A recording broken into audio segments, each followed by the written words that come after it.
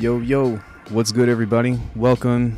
It is Wednesday and a new plugin just dropped and we're going to be taking a look at it. This video is not sponsored by anybody. This video has not been provided a review copy or anything of the sort. I am merely doing a demo and it is definitely powered by coffee. So yeah, hope you guys are well. We're going to be taking a look at pigments and then later on I'll be finishing up the Discord collab that I am way behind on, but it has been in the works and I'm just ready to get it done. So yes, if anybody has any questions along the way, or if you feel like you want to be educative or informative to maybe if you already have the synth and maybe I'm getting stuck or something, feel free. Just don't tell me how to make the sounds.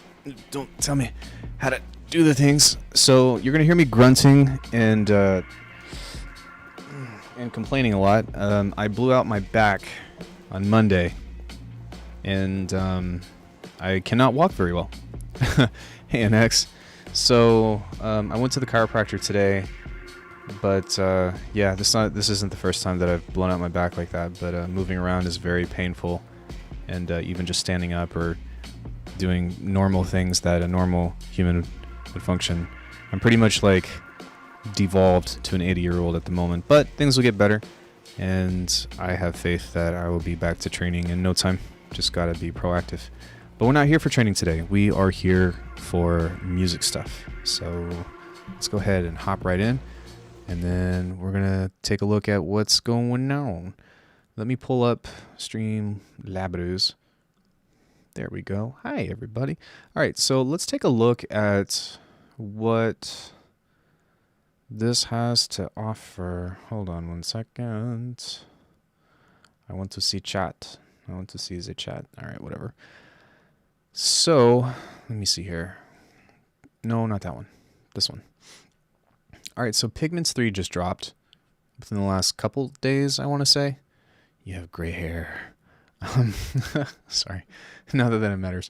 But we're going to be taking a look from top to bottom, and I've got the synthesizer kind of loaded and ready to go, but I guess what we've got going on here is that it has evolved to be bigger, bolder, and more versatile than ever, blurring the lines between timbres and pushing sound design into vivid new territory. Just bought Pigments, crazy discount. I am so broke right now, so even if I wanted it, I'm not going to buy it, but I hope that you enjoy it. We're going to be taking a look at it today. And it's kind of cool that they at least offer a demo, so we can see if it's any good or not. But yeah, so it's got a harmonic oscillator for expressive and beautiful additive synthesis. What does that mean? It means that you have an additive engine now. There's a third utility engine to add depth and color to any sound. A utility engine. We'll have to figure out what that means. So this has 64 new wavetables for aggressive metallic timbres. All right, so it's got new wavetables. It's got 4 new effects including the pitch shift delay and flanger BL20. It's probably modeled after something that they have for sale as a separate effect or whatever. Chorus, multiband. That's cool. Everybody likes the multiband. And new flanger. Any good? It's basically one of the best synths out there. I haven't opened it yet, so we're just taking a look so far. Like, you're just coming into the beginning of the stream. Also high trauma. Let's see. It's got a Jupiter 8 5 iconic resonant low pass filter. Is this really a feature? Enhanced filter and effects routing, tutorials, and 200 presets, or new presets, sorry. So I'm not really concerned with all that stuff because really, I mean, it's very rare that I use presets anyways. But here's what it looks like. You can ring my bell. Sorry.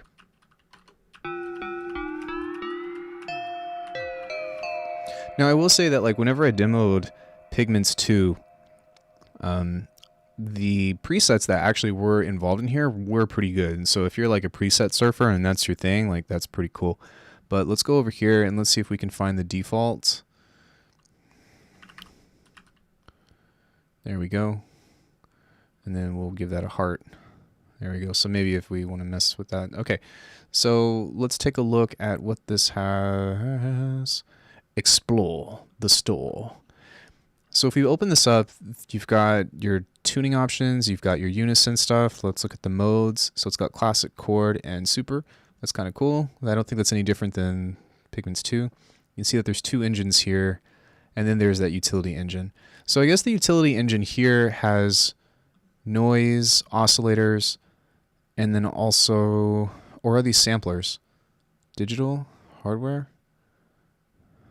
Can you, big questions here already. Can you drag that in? Wait, okay, hold on, let me get out of this. Can I drag this in? No, I cannot. No, I cannot. Okay, can we, transients, empty radio. Okay, well, it's got some stuff to choose from here, but it's not letting me drag that in. But what about the wavetable? You can make your own wavetables, right? Yes, you can. Okay, so if I were to drag that in, sweet. So you can at least drag in your own wavetables. Does it have a wavetable editor, though? Let me see here. 2D.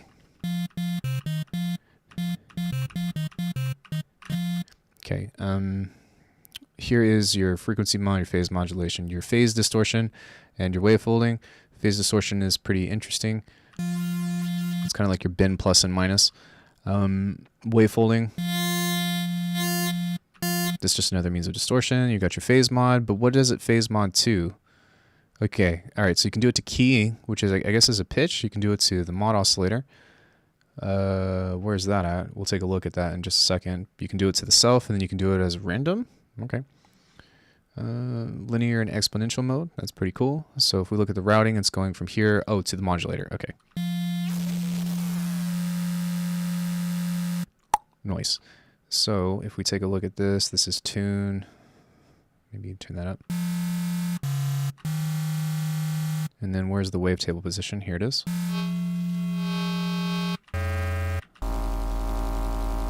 Look at that, we're already making bass.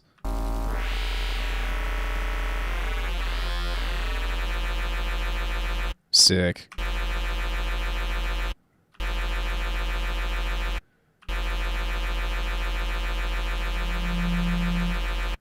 Cool. Okay, so the modulator is here, and then you've got these different options that you can do. So that's interesting. But can you do it to like a different... Can you do it to like engine 2? Doesn't seem like it. So the frequency modulation can only be one of these, it looks like. Which, I mean, to be honest, like you can do a lot with this, but at the same time, it's kind of like, I would still like to be able to do it to different stuff, which could be cool. How about this?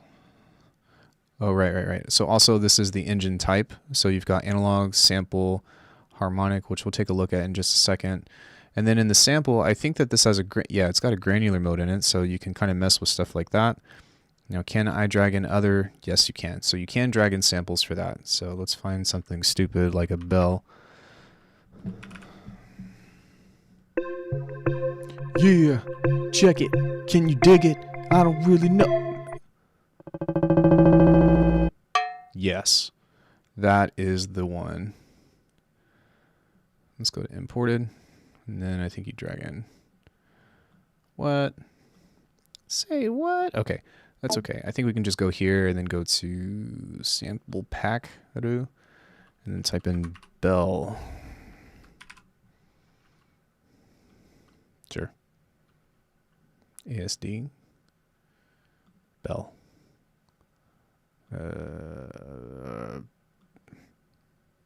Oh, you can only open the folder, so you can't actually open the sample. That's okay.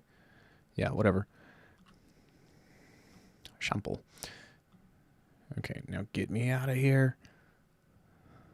Oh, that's the sample. That's weird that that's two different buttons, but okay. So now that you've got something like this,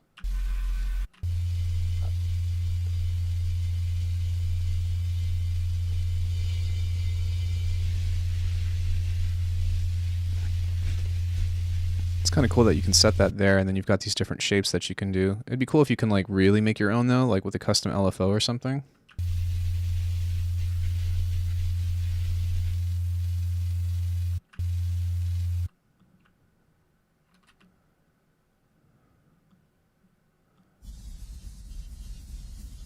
This is really quiet.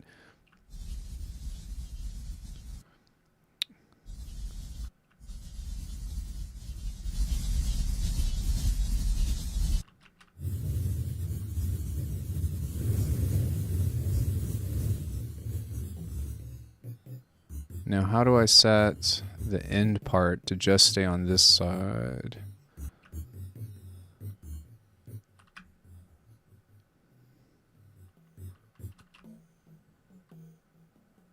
Oh, that's cool. And then you've also got 1, 2, 3, 4, 5 different samples that you can load in at the same time, I think.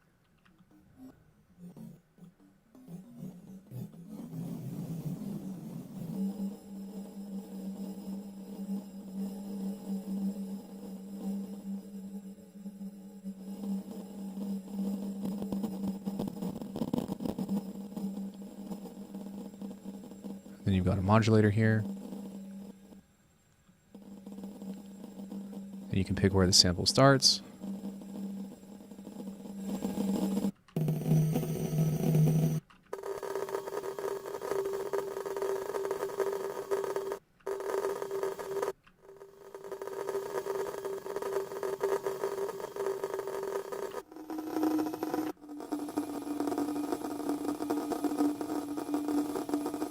So we suddenly went from making basses to some kind of pad thing.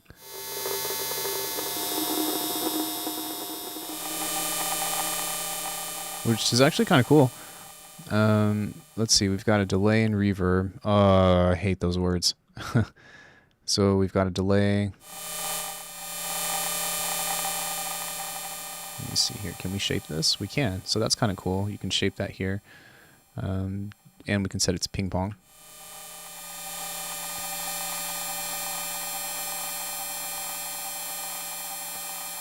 And what it looks like is you've got 3 effects. Filter 1 and filter 2. Yeah, so you've got 3 effects that you can add in at a time. So you can also do something like...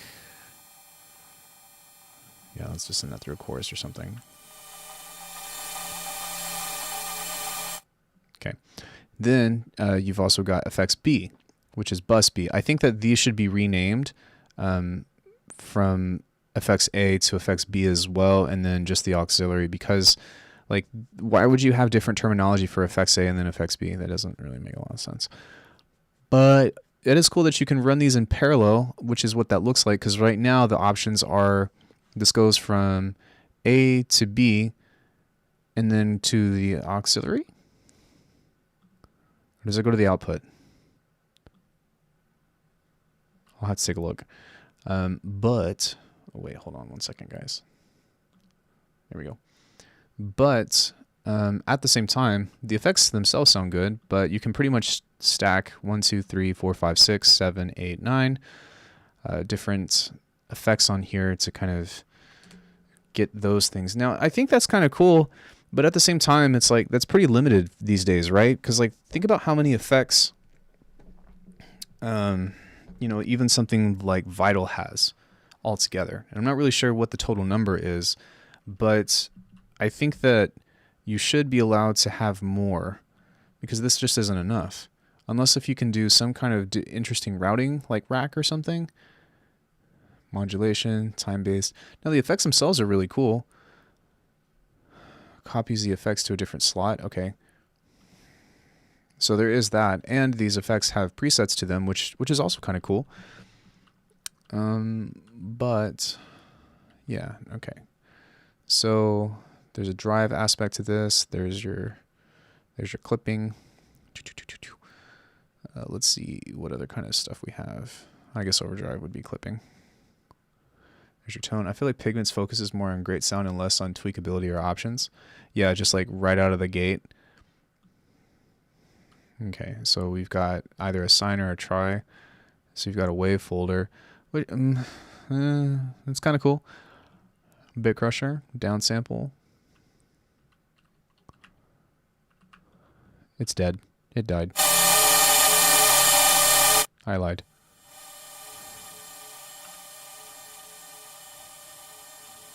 Okay, well, let's go over here and let's turn that off. And then let's go back to this one, and we're going to turn off the reverb there. Or we're going to turn this on, but we're going to go and send this through a bit crusher instead and pull the feedback off as well. So we'll go here.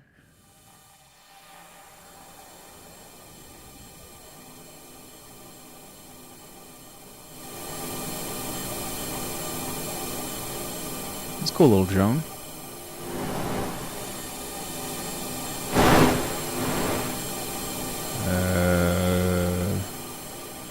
Does this have... Okay, there's your multi-stage envelope, there's your regular LFO, there's your randomizer, there's your combinate. Okay, I'll have to look at what that is later. Time limit has been reached. Okay, refresh it.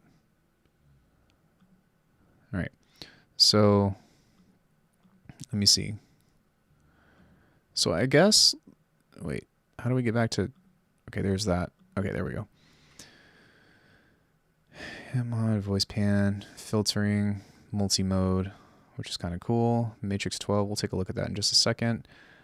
But KBD, Reso, cutoff. So that's a low pass. What does multi-mode mean though? Are there any kind of morphing ones maybe? I guess you can create a custom one, right? So there is that aspect to it. KBD. Keyboard. Oh, got it. Okay, that's probably what that means. As opposed to envelope or LFO or something. You can't go to randomizer though? Really? Okay, does the LFO have unipolar? Poly KBD. Function 1, function 2. Random. Okay. All right, so there is that. You can at least randomize it, but you have to go a little bit further to get that to work. So you've only got 2 filters on this. Wait. Parallel or serial. That sounds good. Amplitude modulation. None. It's supposed to be doing things, but it's not doing things. Says it's doing things, but it's not. Okay, that's fine. Let's just turn that off.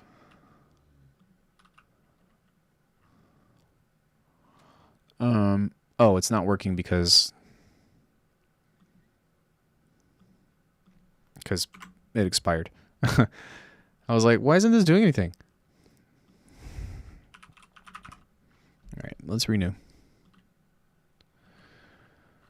So, I guess one other thing that we can look at with this is where would the additive aspect of this come to be? Resonator. That's kind of cool.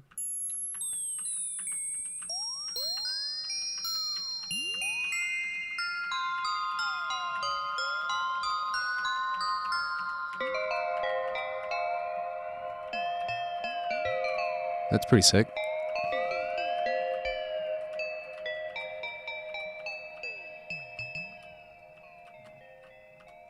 And you got these little filters right here. But can you shape those, or does that just kind of cut that off? Oh, and then you can focus on a section, which is kind of cool. You can morph that and mess with the depth. And then you have these couple of options to switch between. Imaging, let's try random. What up, everybody? I'm actually getting ready to jump in the studio now and check out this update. Finally got home from work. Sweet, man. I hope you're excited for it. Oh, right. I forgot. I need to default. And then let's take a step back and go to close. Close. Get me out of here. There we go. All right, so let's go back to the harmonic aspect of this and then create something different. So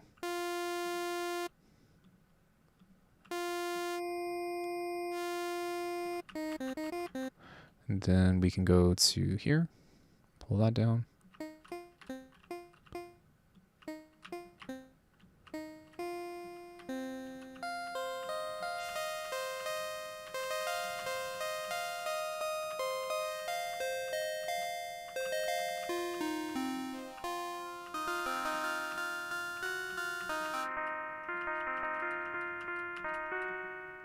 This is actually really cool. I think that for the additive engine itself, like if you're not trying to do like crazy neurobass and shit, I think that this can actually be pretty sick.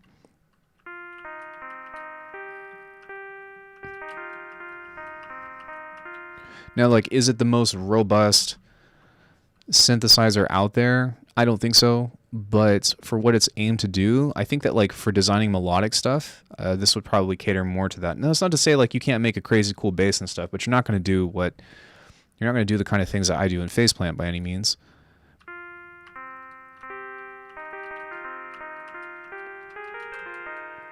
But I think that this is definitely a competent additive engine.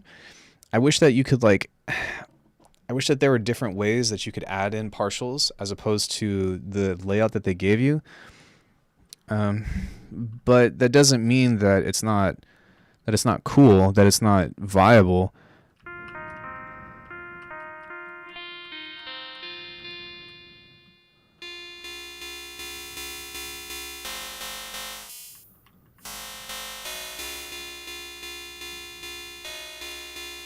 Maybe focus like right there and then pull the depth up.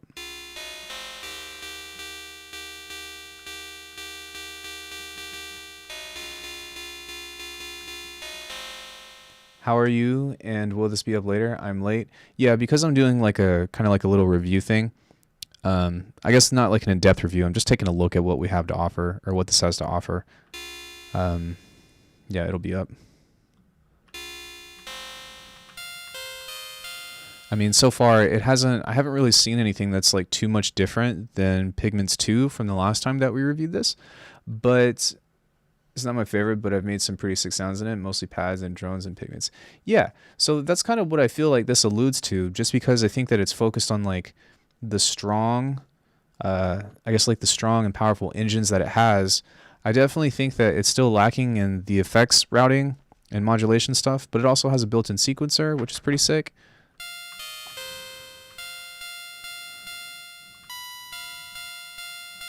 I really like that it has the note layout on here, and then you've got the different randomized options. So like this is kind of a world on its own if you like doing like sequence stuff. But for me, I guess like if this were 75 or like $70 for like across the board, then I would consider it. I probably wouldn't buy it right now just because of my own financial situation. But I do think that like the granular option that you have, and then also what's it called? And then also the additive engine. I know the granular was from Pigments 2, but the additive engine itself is pretty neat. I enjoy the effects because it's a good intro. Yeah, I mean, it's not to say that the effects are bad, but I'm not really a fan of the layout of this. Like, I don't get why you have three, and then you've got auxiliary. And then I was saying that I don't like that you have bus A and then you have effects A. Like, these should be the same. That's kind of confusing in that way. That's not to say that the effects aren't great by any means.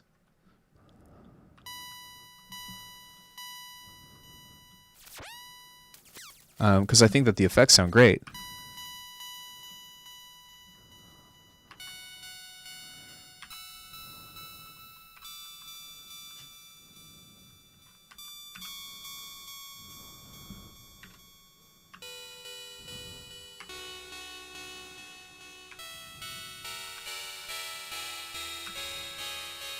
Yeah, they sound really cool.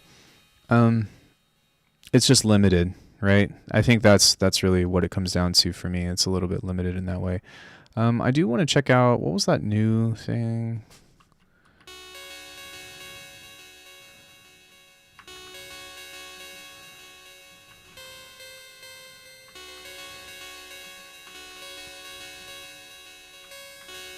Let me see here. Okay, so you've got 128.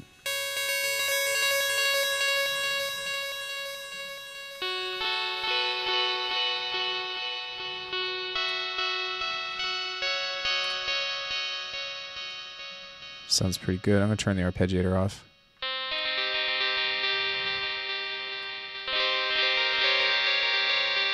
Yeah, I think like for making these kinds of sounds, like this is fantastic.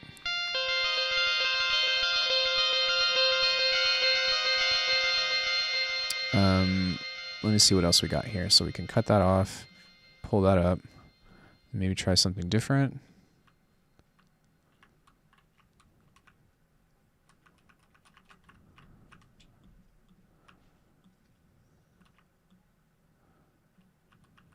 I killed it.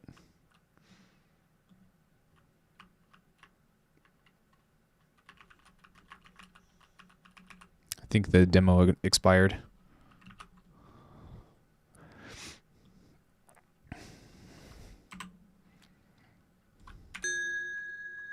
Yeah. Okay.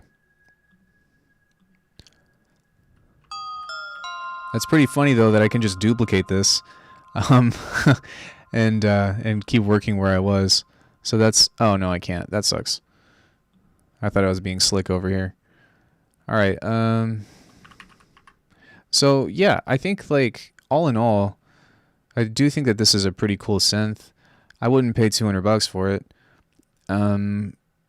But I think that between all this stuff, like the engines themselves sound really good. I just think that like this is kind of like a sample platter to me. If you have Analog Labs Lite, this costs $69. Yeah, I have another device that they offered me like a special discount for $70, but like I said, I'm not gonna purchase it. But I think that like this covers a lot of options in that way. However, it doesn't go as deep as I'd want it to, if that makes sense. So it's got a bunch of everything, but it doesn't like have something specific that it's known to go really deep into. And I think that like that's probably like one of the biggest differences between something like this and something like Faceplant is that like Faceplant, you can affect the filters individually now. Yeah, from the routing, right?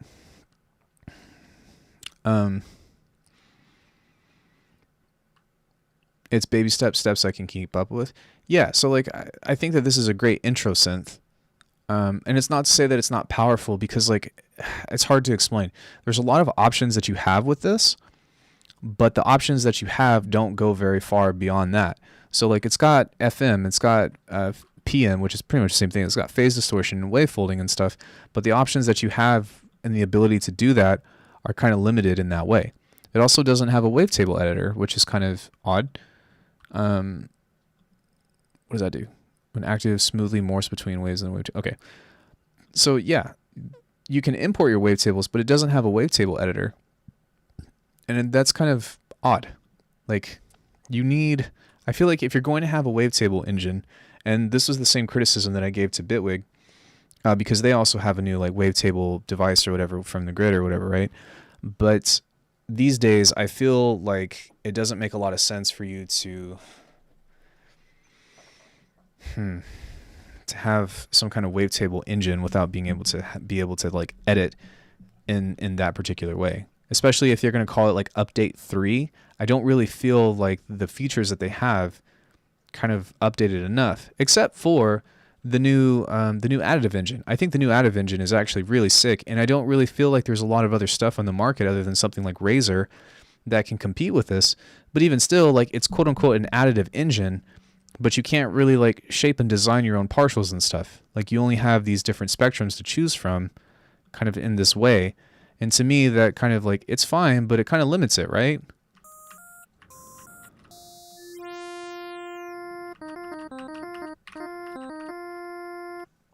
And I think that like,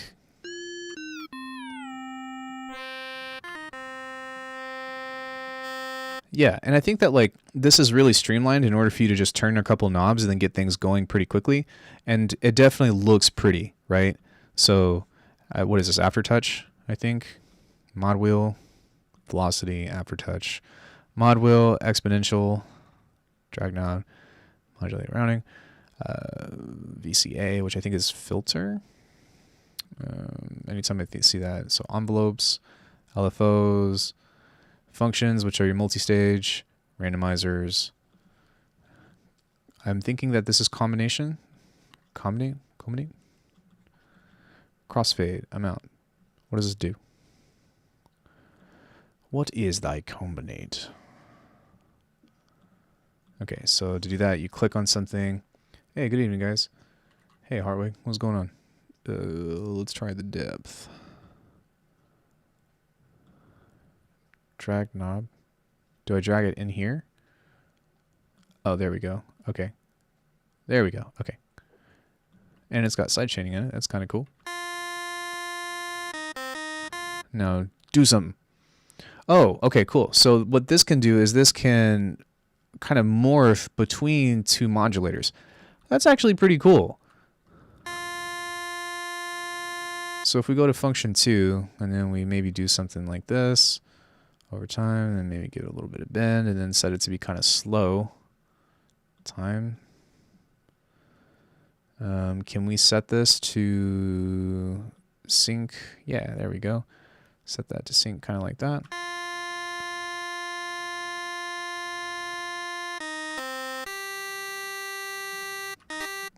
And then we're going to set that. And then can you set the speed at which you do this to? And then let's go to the random here. And then let's make this sync binary sample and hold. Rise, fall, white noise. Oh, that's random 3. Sorry. So we want that to be kind of like that. And then can we set this to bigger lengths, smaller lengths, sample and hold. And then this should be on something, right?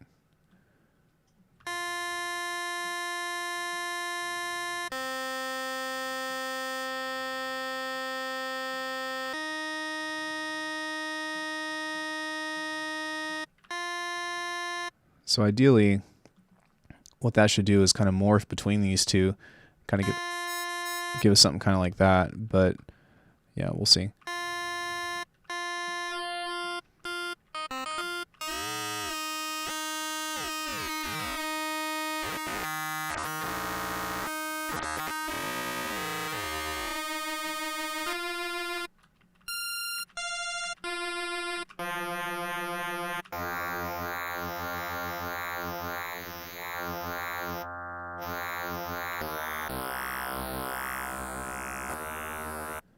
Yo, what up, Dorian? So yeah, in regards to this, yeah, I mean, obviously, like, there's a lot of stuff that you can get lost in within that way, but I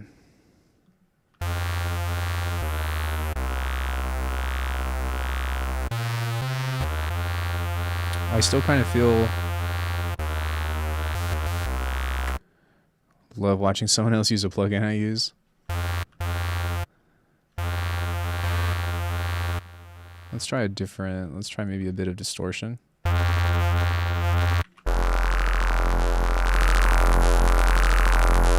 Does this have a ring mod on it? That would be sick if it did. Flanger, chorus, delay. It does have a phaser, which is not a ring mod, but...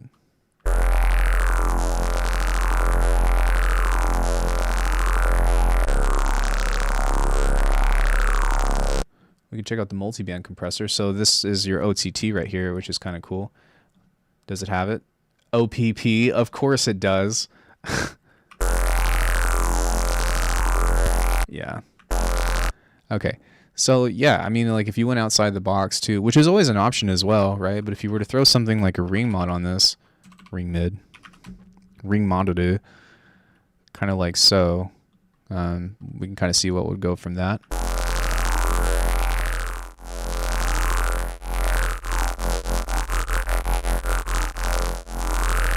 Okay, so let's go ahead and make this super duper loud. Okay, almost. We need some other stuff. I have to move quickly before the demo cancels out.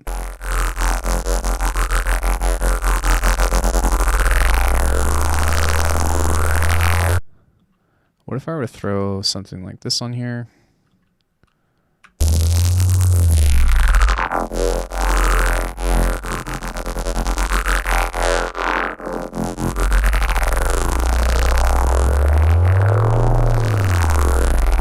Pretty interesting.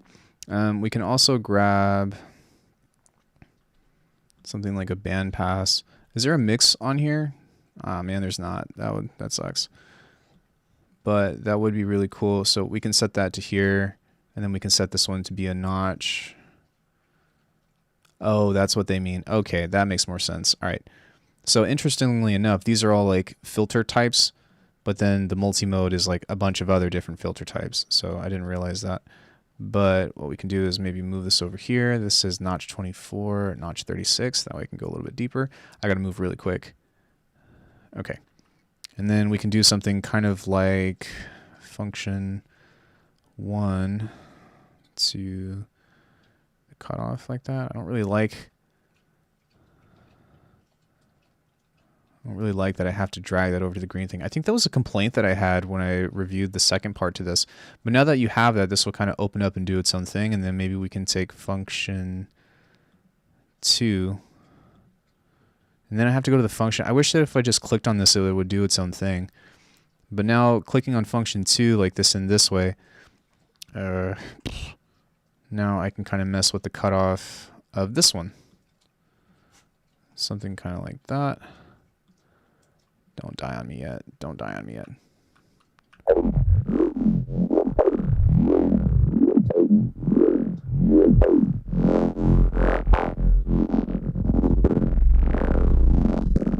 Okay, now this should be split.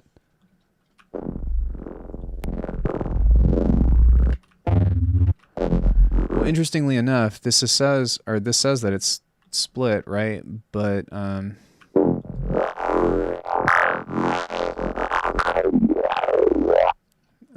I feel like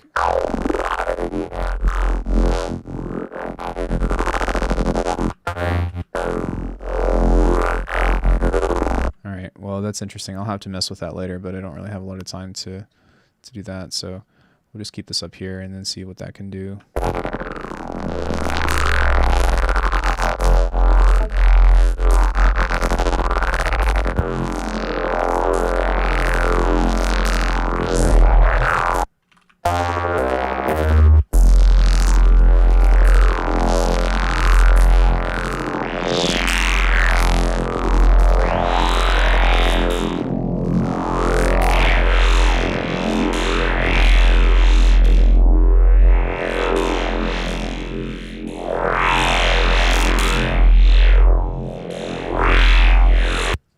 No.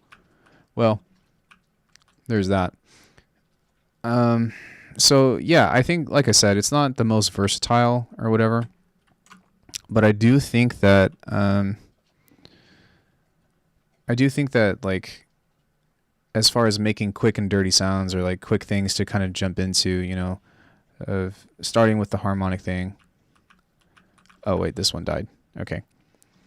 Right. Or going into like some kind of simple synthesis or something, like you can get pretty far with it, and like you can get a lot of really cool sounds, because like a sound doesn't need to be complicated in order to like be great, right? In fact, like some of my favorite sounds are hella simple. Can you save your current settings so you can reload and continue? I don't think so. I don't think that it's going to let me save those, but it's okay, because I don't really care about what I'm making anyways, if that makes sense. But I kind of just wanted to open this up and see like if this had any hype to it, like people have been saying on YouTube.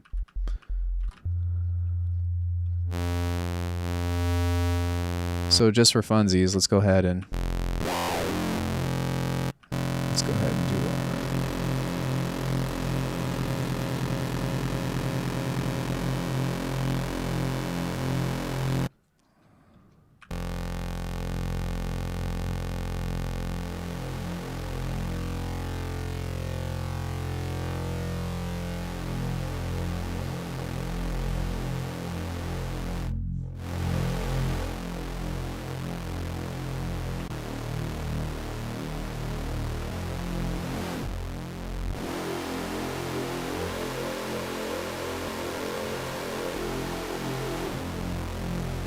Why is it so quiet though?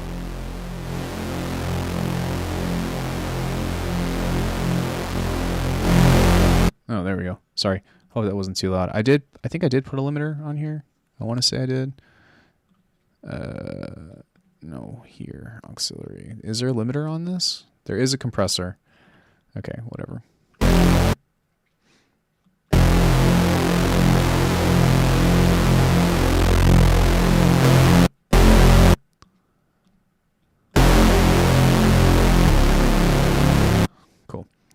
All right, let's go back over here.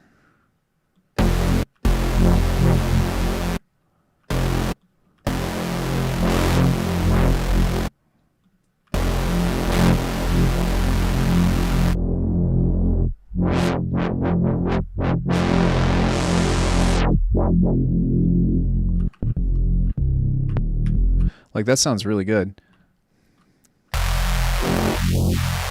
Okay, and then we'll send that to filter thing. Let's go filter 1 to filter 2. And then let's go to rando. Click on this. And then is there one that's like binary? Coral? Coral!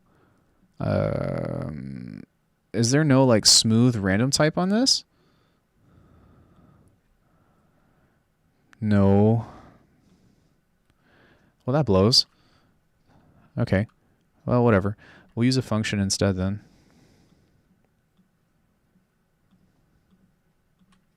Yeah, I don't care. That's fine. So we'll go there, and then we'll move the cutoff up a little bit like this. That's fine. We'll go to function 3, create something interesting. And set the rate to be a little bit slower, like a 2 to 1. No. Yes. And then we'll set that to kind of just mess around in that way.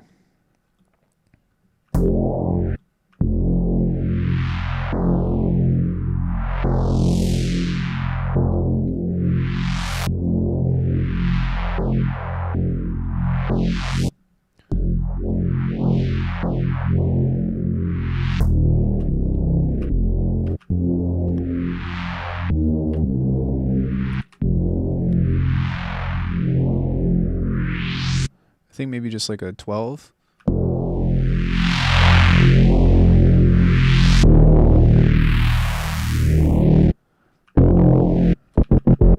Okay, let's go to the effects. Now, we don't want any of this stuff. We just want some distortion. Kind of sucks that you have to apply distortion after the filter as well. I would have liked to have maybe done something different, but whatever.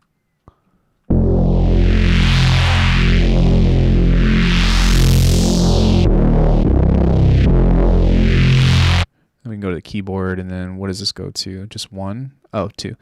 We can set that to 12. Down to 12.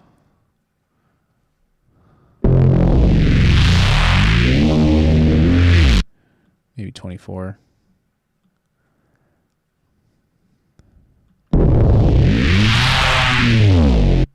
So, yeah, you can get some pretty heavy bass on that. And then what I think I would do is figure out whatever key tracking, however way I can put key tracking on here. So maybe keyboard, like that. And then sync that up. And then also go to function 2. And go to keyboard as well. Velocity. Mod wheel, keyboard.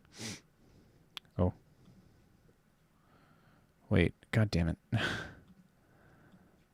Okay. Mod wheel, keyboard. And then light that up as well. So now hopefully this will go faster.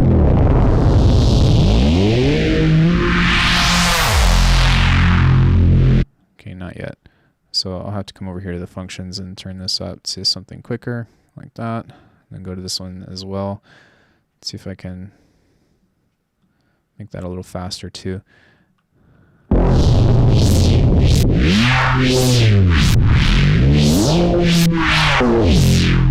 So yeah, I think that like even just automating reverb into that. Can I move this over?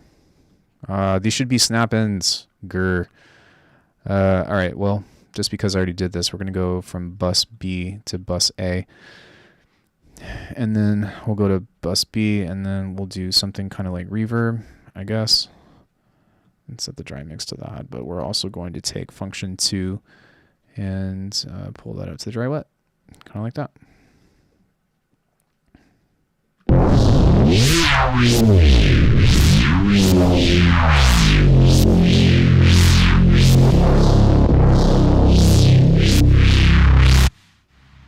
So yeah, very quickly to just kind of make a quick Reese or something like that. I mean, it's definitely viable in that way.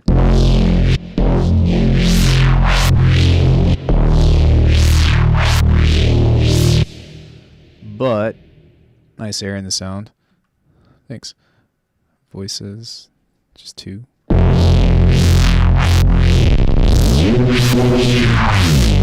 Yeah, that sounds better. So yeah, there's a lot of options within that in that way, but I mean, still, like I would like to have gone or had the ability to go further with the effects. But you know, even in that sense, like there's still a lot of cool things, and I think that for check out PSDelay and effects. I think that for $70, like yeah, that's not bad. Okay, let's close that and then re-pull that up. My back is hurting a lot. Pigmentos. Pigments. All right. So we'll pull up a default.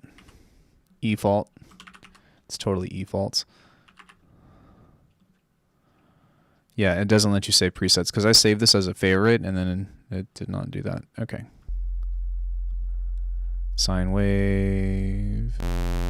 Let's go ahead and take a look at that effect. What was it called? The PSDelay?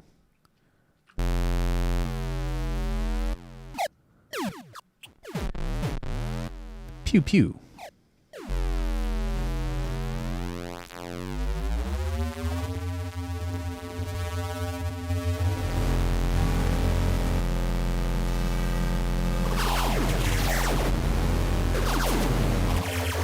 That's pretty cool.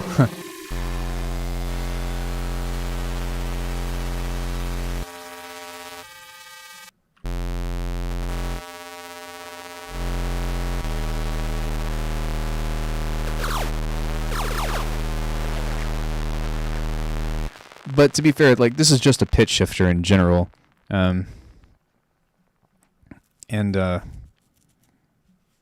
I think that it's cool that this has it, and the time division is pretty sick. But I mean, even if you were to pull up, I mean, you could do this in Bitwig, I guess, but that's, you know, this makes things a little bit easier and has a couple of other options. But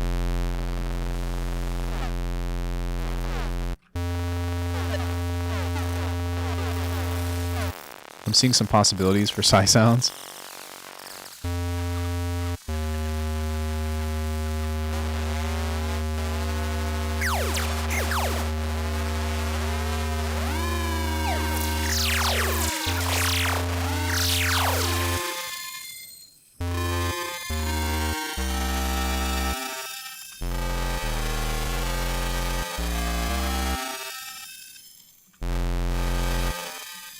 Yeah, I'm just curious now. Let's go to an actual pitch shifter. I'm going to use the Killerhearts one. See if I can get something interesting in the same way. Jitter, grain size mix. I'm still a noob. This stuff helps a lot.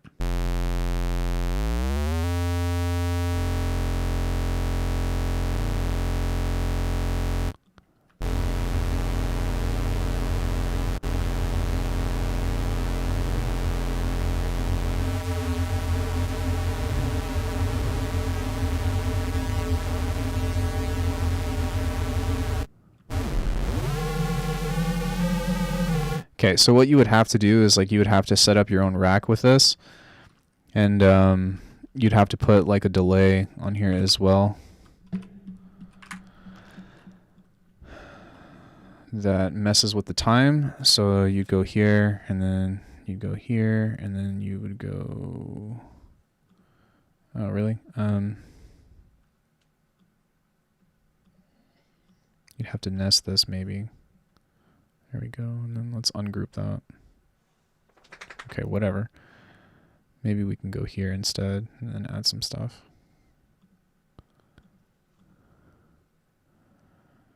Okay, I guess you can't, unfortunately. But what you would do, essentially, is you would have both the pitch and then the delay time. Where's the time on here? Feedback, high, low, delay. Oh, yeah, okay. Yeah, so you would set the pitch here. Let me close out of this so that way you can see what's going on. Device pages. Yeah, that's fine. All right. So this is kind of your 2-in-1 thing here. But what you have is the pitch, and then you've got the delay itself. So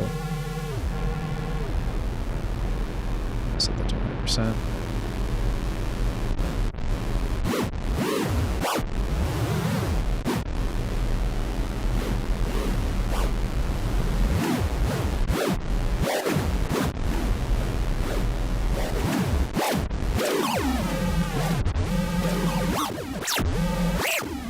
It's not quite the same, but you can get some similar stuff with it just by setting up that together. But essentially, that's kind of what is cool about this, is this is both a delay and a pitch shifter put together. Pitch shifter delay. So I wonder if it, can you just use this as a pitch shifter? Yeah, you can.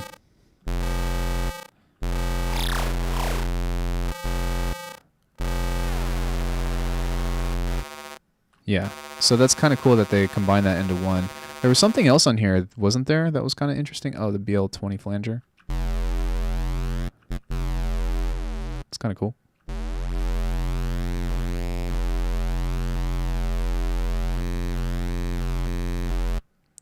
Light crystallizer. Is that what crystallizer is? I know it from Sound Toys, but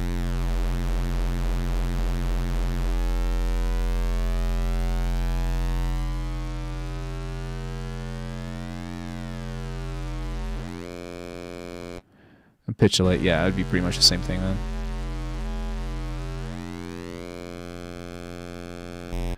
I was hoping that this would have negative feedback, but it doesn't. It's just feedback total. So, I mean, this sounds okay. It's very subtle. Let's see this one. Yeah, this one seems like it's going to be...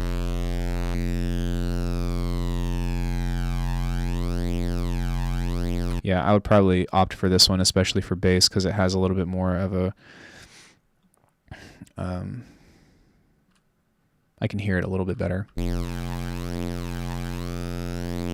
so, like, if you were to send something like that into a distortion, then sometimes that can be pretty cool.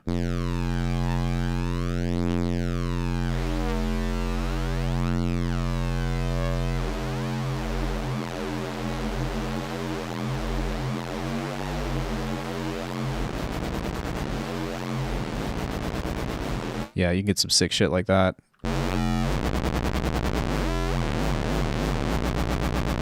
Sick. Okay. Like, what if you could... Can you make this mono? Yeah. Sweet.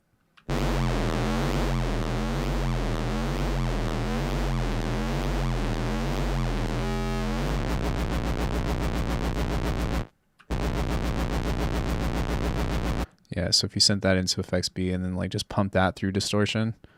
And sometimes you can get some cool stuff like that.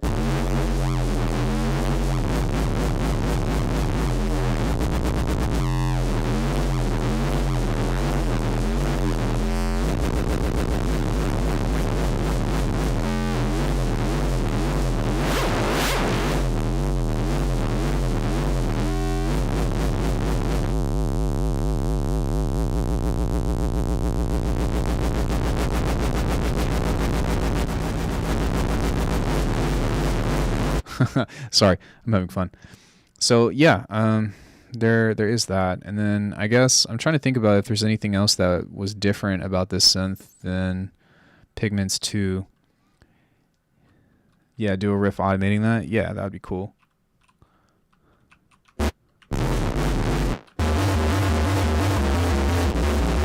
Crazy. So yeah, I guess let's go ahead and start a new one now, and then I kind of want to see or check out what's it called? Yes. Kind of want to check out the granular thing again and see if that has anything cool or anything different. I do like the harmonic thing. I think that's a great addition.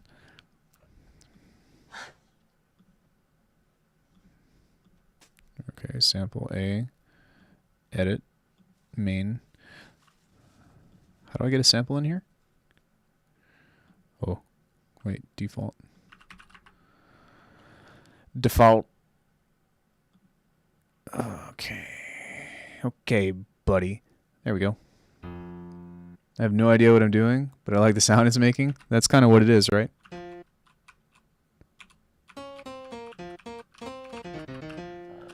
Just drag one in.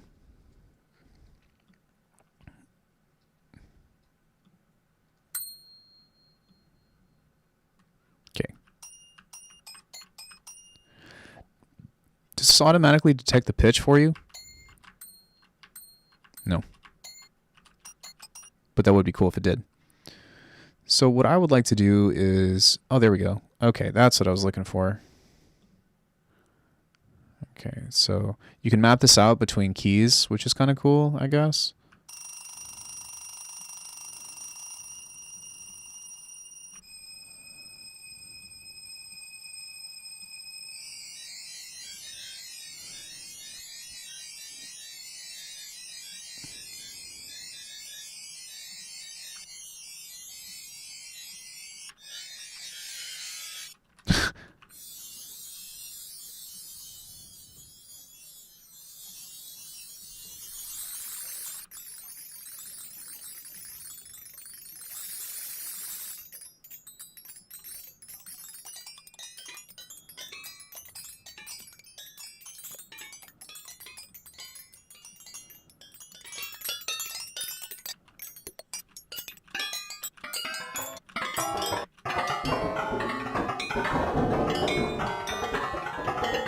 That's sick.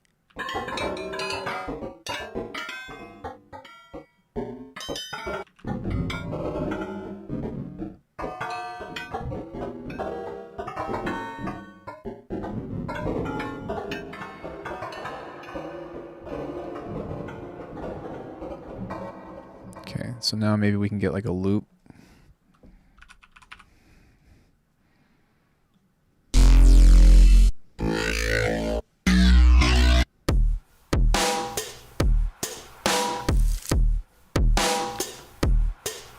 I think...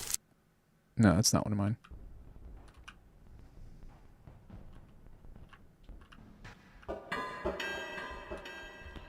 So how do I get this to... Can I get these both to play at the same time, or does it have to be one or the other? That's what it seems like.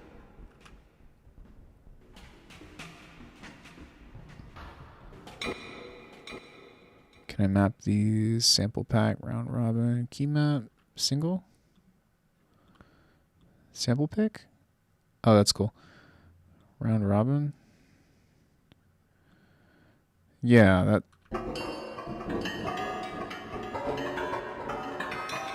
That sucks. So you would have to activate both, is what it looks like to me.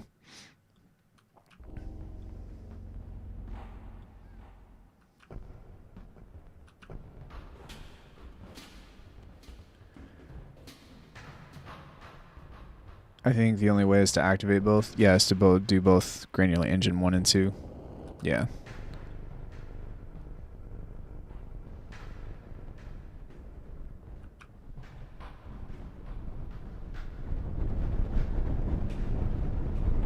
Okay, let me change the pitch of this. How do I do that?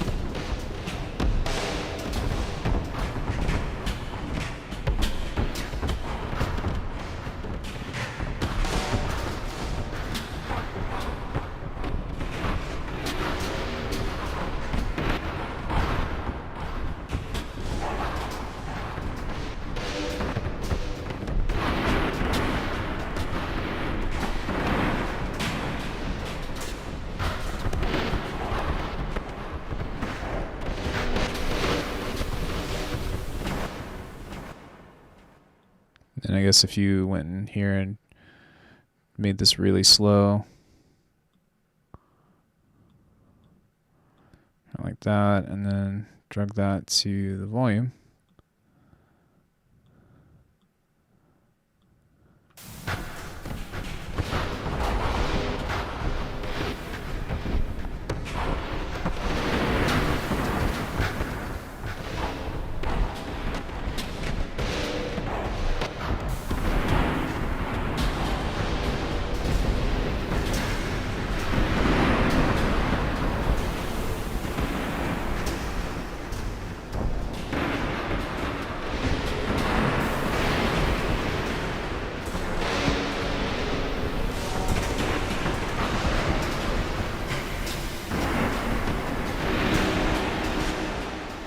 Then you can make some pretty cool soundscapes with that too. So, I mean, that's a really easy thing that I did or whatever, but I mean, yeah, I definitely think that this has potential, but I'm trying to think about like who would benefit from this the most. I can't really decide, because if you have faceplant, I wouldn't recommend it. That's not true. If you have faceplant, then you might want to pick this up like now while it's still on sale for the additive engine, because I do think the additive engine is worth that price point alone. But if you're looking like for a dedicated FM synth, if you're looking for a dedicated granular synth, maybe a dedicated granular synth could be okay, especially if you're comfortable with processing outside of the box. The wavetable thing is nothing crazy for me. What was the other thing? Yeah, the wavetable is kind of whatever. I wouldn't really mess with this stuff. I guess you could, but it's just so limited. It's like you can only do wavefolding in 3 different shapes, and then you can only do like FM through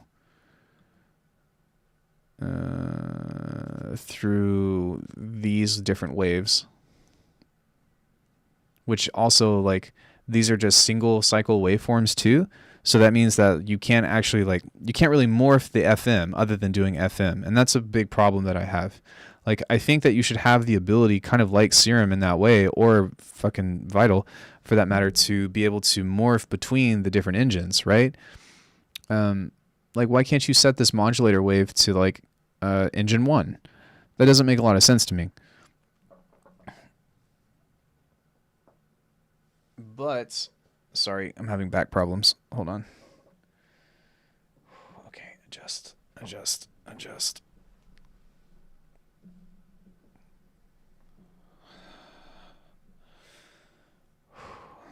Sorry, back issues.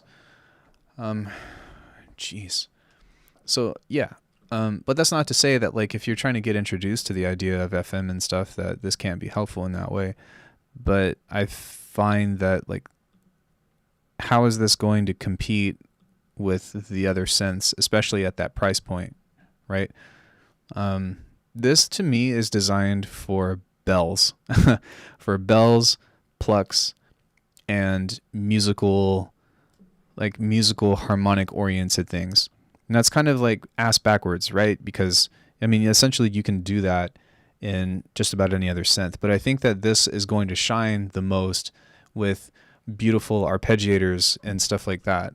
Because if you were to take a look at some of the presets in here, I guess, right? Okay, so here's a bass. Let's take a listen to that. Okay, that's okay. Like, that sounds really cool, and you can tell, I'm pretty sure that these are additive engines.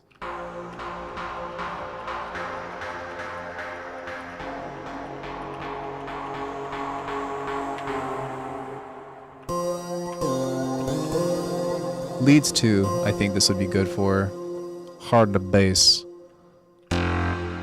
Okay, that's not a hard bass to me.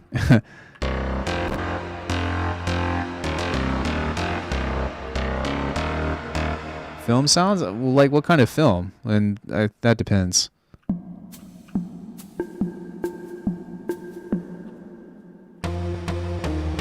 These are all drenched in reverb.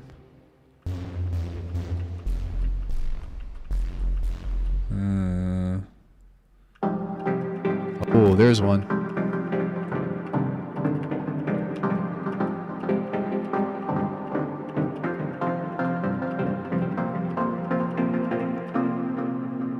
Yeah, that sounds very, very Pigments 3 to me.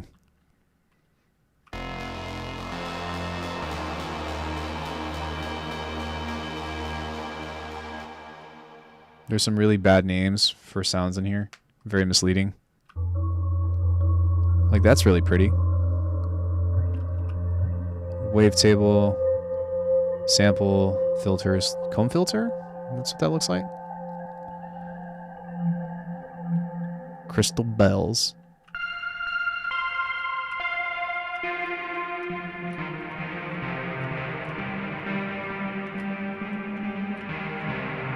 Is there just Pigments 3? Here we go. Okay, I want to see what's new in here. So the Ring My Bell thing. Your account doesn't contain refresh. Ah, god damn it. We're just getting to the good stuff. Oh, no wonder, because I have ROM on here. I take back what I said. Oops. Yes, my bad. My bad. I was like, why does that hard bass have... Okay, let's take a listen to that now. Oh, okay. I deleted the one that I was supposed to. Let's delete that too. I was going to say, like, that's a lot of reverb for a bass.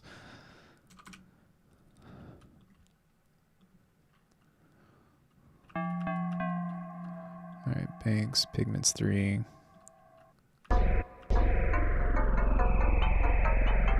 That's pretty cool.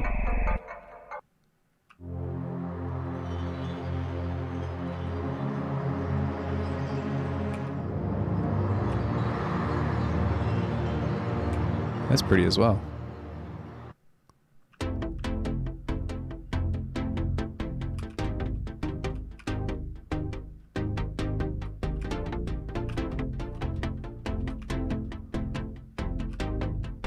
Yeah. Pretty cool. Snoop. I'm just kidding.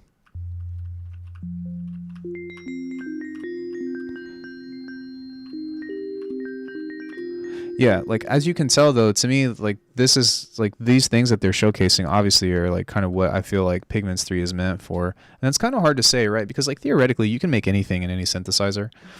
But the strengths that I find, how do you say, that something like Pigments 3 would be in would be making more of those like kind of melodic and harmonic sounds as opposed to, you know, like really crazy, heavily distorted basses or like really abstract sounds.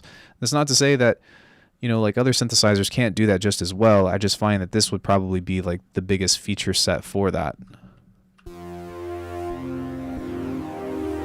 But even still, like, these sounds are really good by all means, and the sound designers here like did a great job. However, they are pretty simple, right? Like they have like a distinct characteristic and they don't like do crazy evolutions of things over time.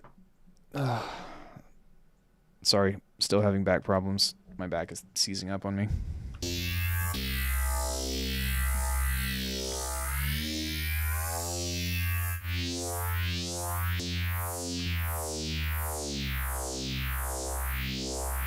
Your simple versus mine, LOL. So like, just out of like curiosity though, Korean Jesus, like, is this more, this is easier to look at to you than something like Faceplant? Like, cause to me, all this shit would throw me off. And to be fair, like the navigation between the tabs is more confusing to me than something like Faceplant or even something like Vital, right? So hold on. Can I keep that up while that's there? Let me see if I can. Let's take a look at this. Oh, cool, I can. All right. I think I can resize this, I want to say. Maybe. Maybe. Tutorials. 48 semitones. Slide. Wasn't that a feature set from this? Is that I could resize this? Panic. Oh, okay. That's the engine that's doing. Show, undo, redo. Oh, it's got an undo button. Okay, that just makes this like 20 times cooler. So there is that. But how do I... Sound design tips. How do I resize this bitch? Settings. Slide CC. Enable. Okay, whatever. You can take the limelight pigments and I'll resize this around this. Okay. So looking at this in comparison, and then I guess let's go ahead and pull up Vital, right? And this is kind of like the dissonance that I have between this is because, yeah, this looks like a lot. I'm not going to lie. This looks like quite a lot of shit. So you've got something like Vital, right? If you've never seen sound design before, I know that this is, there we go. And then there we go. I know that some of this stuff is cut off, but bear with me because I'm keeping chat on here. Not really, but I came from the DS10 on Nintendo, the Korg. Yeah, IMO synths like this are confusing, more like Faceplant and the Grid. I'm used to all the tabs, but once I get the basics, it was easy. So Alckemy is one of the most confusing synths to me, and Pigments reminds me of it. Alckemy is very confusing. I also think your mic is clipping a bit. It probably is. How's that? Is that a little bit better? Hold on, I'm going to say something really loud. Ah! Oh yeah, I'm still clipping. All right, how about that? Ah! All right, no more clipping. Can you still hear me okay, though? Hello? Okay. Thank you. I will put a limiter on that in just a second. Okay, so here we go. So this is completely empty, right? And this is so intuitive to me because if you click on this, it's designed to pull something up. So there's that modular aspect of this. I can see how this can be confusing because you've got a lot of names and knobs and labels and you're not sure what anything does over here with a bunch of stuff in that way. Then you have something like this where you've got these power buttons, so that kind of helps navigate, right? But then you've got all these different things and you don't know what they mean. And so, like, if you were to even go to something like default, hello,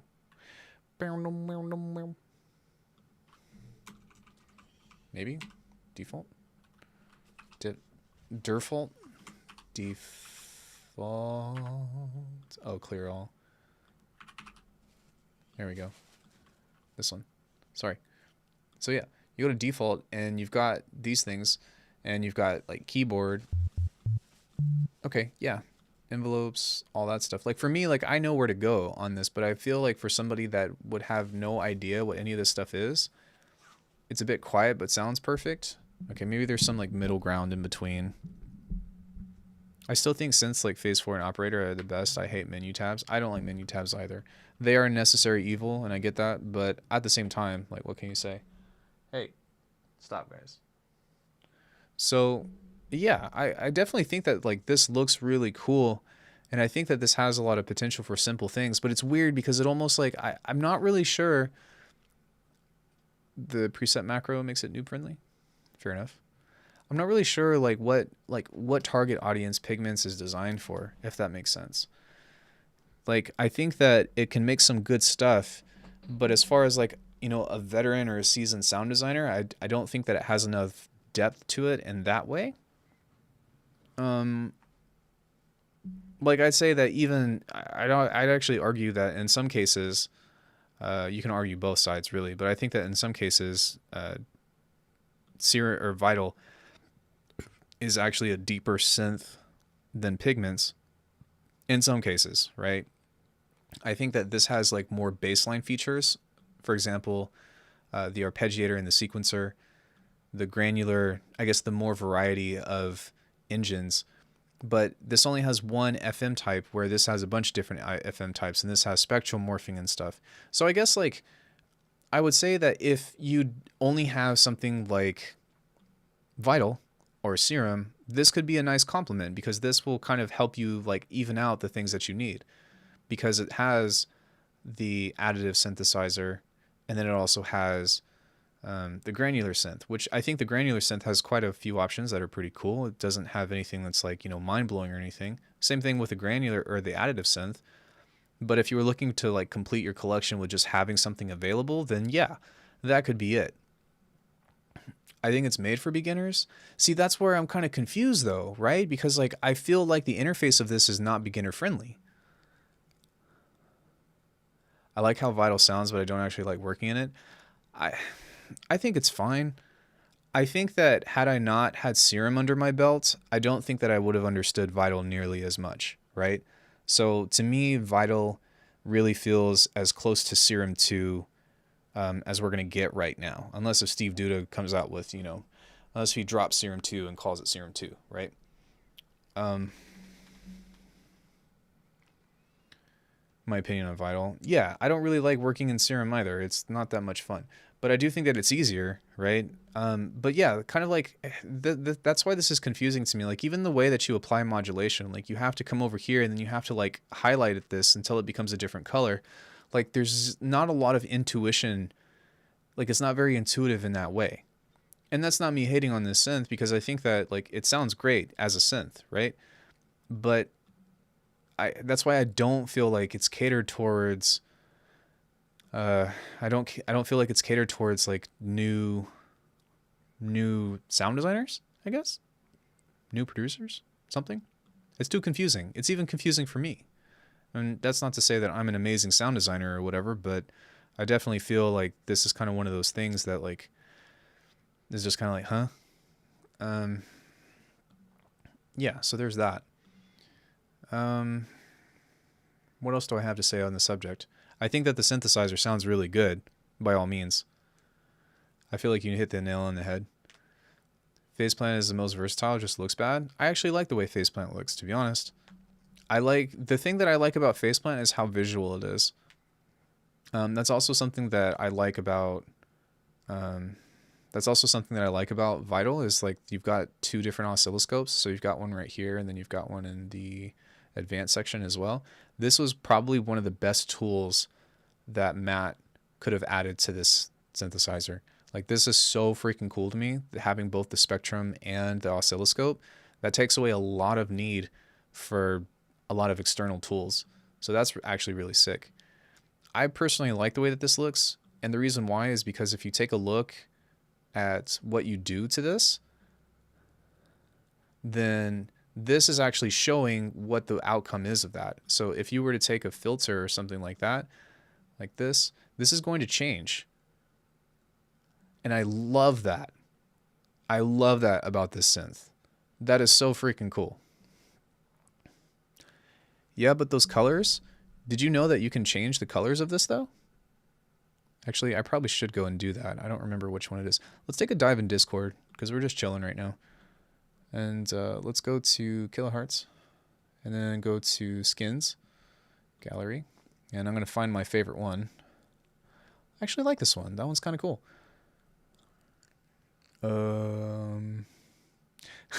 My eyes! Nope. Ooh, that one's kind of cool. But what the fuck? Wait. Looks like someone made a PP plant skin. Oh, that's for Vital. Okay. I was like, what? All right, there's one that I like in particular. It's kind of further head up. Did you listen to that Current Value LP? It's so good. No, I haven't, but I'll take a listen. I like the purple one. Let me see where it is. Oh my god, my freaking eyes. Some of these are really good, and some of these are just like, why? Why? Please. Let's see. I like this one a lot. There's one that has like purple knobs. Not quite that purple. Let me see here. I like that one a lot. Close. It's kind of like that one. Nope. Nope. Nope. Nope. I have to find it because it's like my favorite one. Those are green. Yeah, my bag is killing me. Nope. Nope. Nope. Nope. Nope. Nope. Some of these are so good that I would... Oh, this is the one.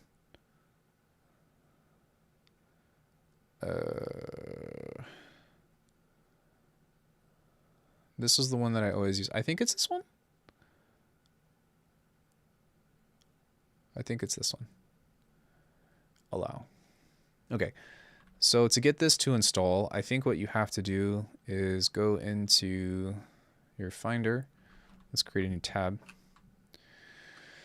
And then you go to Downloads, and you go to Colors, and on this one I'm going to pull up Kilohearts. Somewhere like that. Killerhearts, presets. No. I think it's application support.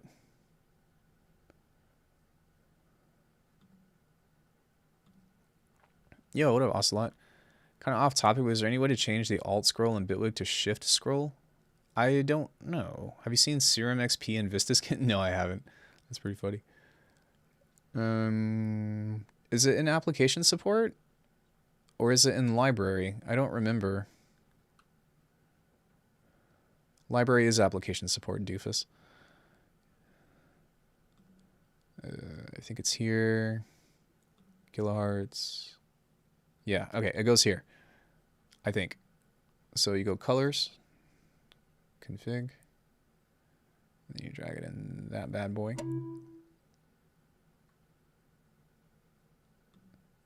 And I think that was the one that I initially wanted. So now I want to say that if I were to close out of this and bring it back up, I think that's going to do it.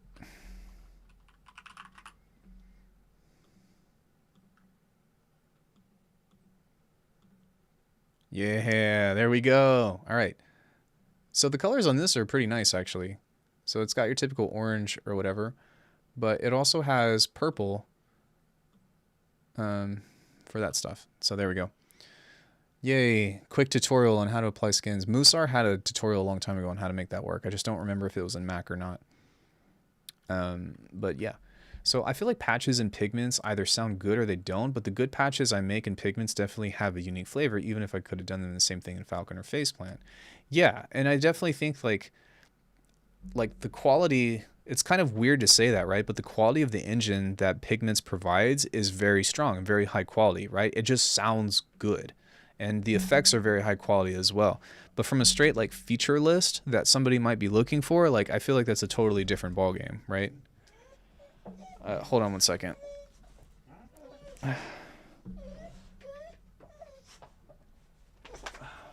Guys, there's nobody here. No, stop. There's nobody here. I'll let you out, but there's nobody here. Calm down. Hold on, guys. You can do this. Come on. Ow.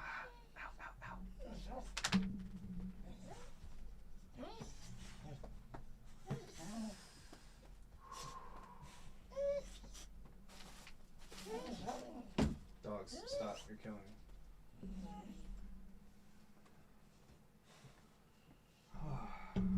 Ooh.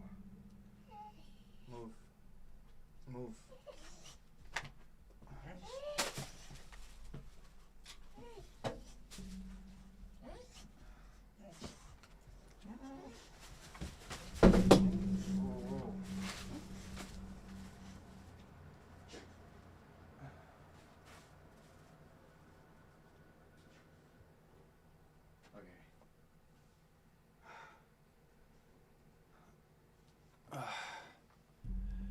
If you didn't know, Monday I blew my back out, so I can't really walk or stand, or I can sit if I'm still, but holy cow, everything is painful at the moment. Okay. Whew, where was I? Yeah, I do think that I wouldn't say like quality, but I think that the different synthesizers or the different generators or like whatever oscillators have, what's it called? The different oscillators have like a different characteristic because they're all made by algorithms, aren't they? Or by a particular formula. How'd you do that? I was at the trampoline park and I just threw a trick and then I fell. Well, I didn't fall, but like I threw the trick and as I was pulling for the twist, I felt myself like I felt my back get really tight, and so I landed. And I was okay from there because it was the tramp or whatever. But then I went home and I let my dogs out and I had to sneeze. And after I sneezed, that made it like 10 times worse. And then I was out like dunzo. And so I went to the chiropractor today. And then I've got a massage scheduled for Friday. But man, it's not the first time that I've blown my back out, but it definitely feels like the first time that I blew my back out. So yeah, it's cool. I'll get it figured out. Would pigments be good for making wavetables? You can't make wavetables in pigments, unfortunately. Or at least I don't think that there's a way. Morph. I'm sorry to hear, but it's okay, guys. I appreciate it. This is why I try to work from home, though. I was telling my friend that not too long ago. I was like, yeah, so this is why I don't want a thing.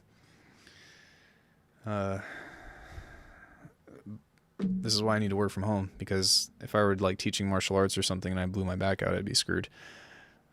We'll figure it out. Yeah, but that's neither here nor there. So, yeah, pigments, probably not good for wavetables. There's actually a dedicated program for making wavetables. I don't remember what it's called, but that seemed more interesting to me for that specific thing. Come on, guys. Come in. Oh, hi, Remy. You're already there. Come in. Shut the door. Hey, good dog. Yeah. So, yeah, does anybody have any questions regarding Pigments 3? Should you upgrade if you have Pigments 2? Well, it comes automatically, so you don't have to worry about that, which I think was a great move. And I really actually appreciate that Arturia did that. They didn't charge for the upgrade in that sense. Just because I don't think that it would have been worth the upgrade in the first place. But that's not to say that the new features aren't welcome. But if you don't have pigments, should you buy it? It depends. It depends. So the pros of this is that it covers a lot of different sound design options. And from out of the box, it sounds really good. The problem is that if you want to go deeper into sound design, let's say you want to explore like a deeper sense of FM synthesis. You want to explore a deeper end of granular or the deeper side of something like additive. I don't think that it's got like a deep enough feature set that's going to take you that far. Now, that being said, the combination between all of these can lead you to something that's really good. But again, if you're looking for something specific, like this is not the end all be all synth, I think is the best way to place this. Can you still get some great sounds out of it? Definitely. But you know, for the $70 price tag, if you have some kind of upgrade, like if you own, I think if you own something for Arturia, that's the sale, because that was the price that they offered me. And I have like one thing from Arturia. But I don't know if I would pay $200 for this. Also, does this support MPE? Which I don't think that it does. I think that's another thing to talk about too. I don't think that this is an MPE synth. Keyboard, micro tuning. That's cool. Oh, sweet. That's actually pretty sick. It's got micro tuning on it.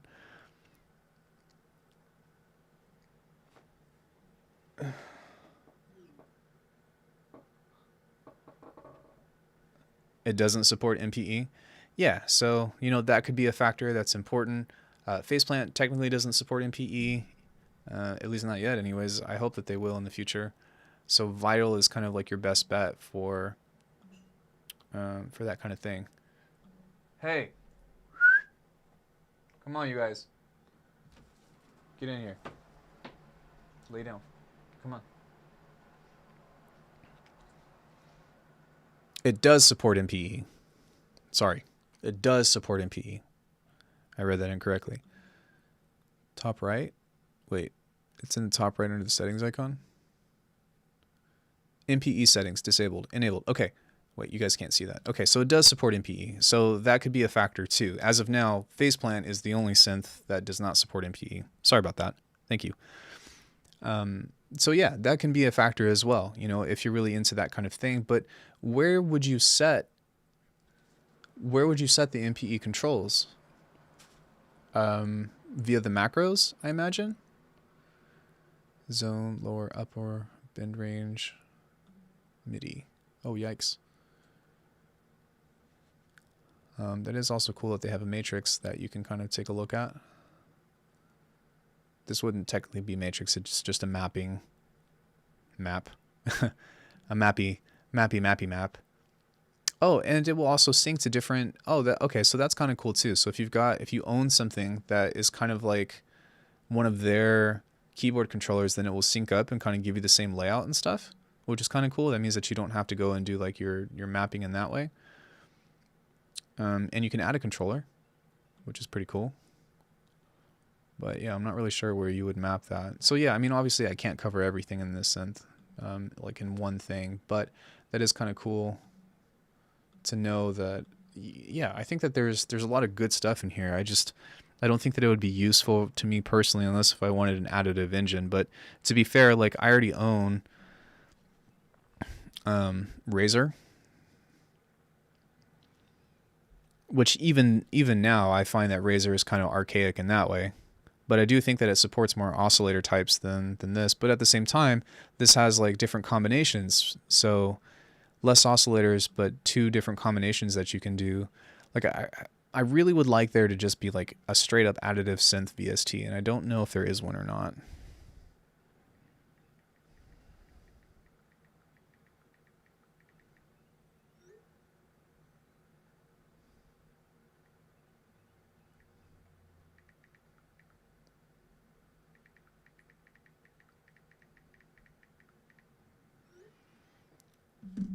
So yeah, does anybody else have any questions regarding pigments?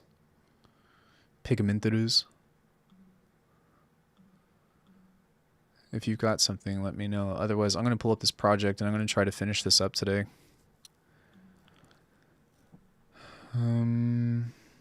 Collab.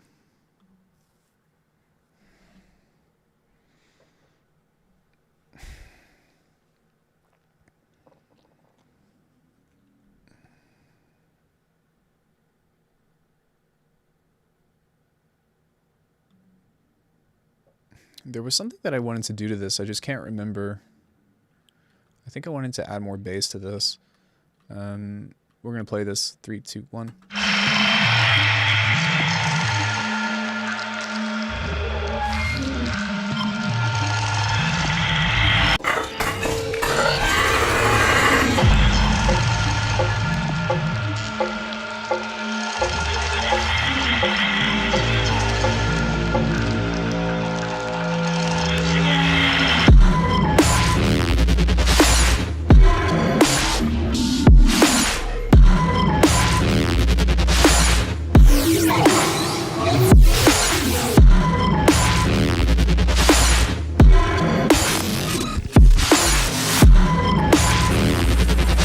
Yeah, sure thing, dude.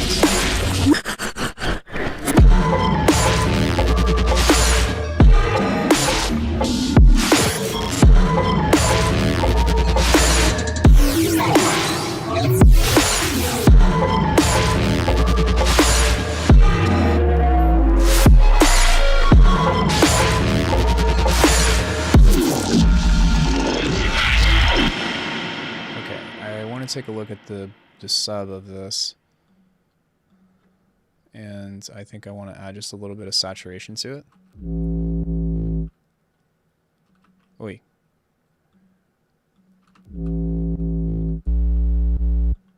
Just a touch.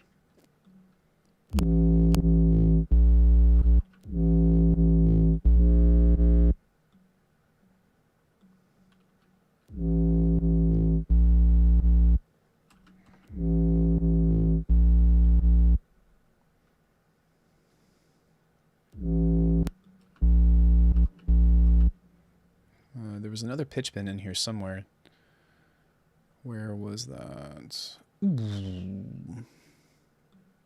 Is this it? No, but that's a cool sound. Let me see.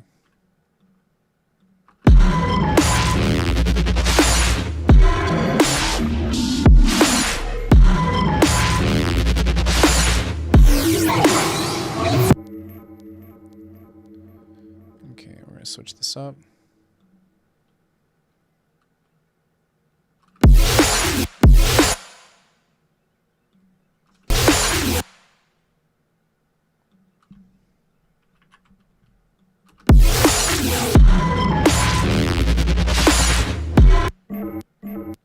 I think I want to add something right there.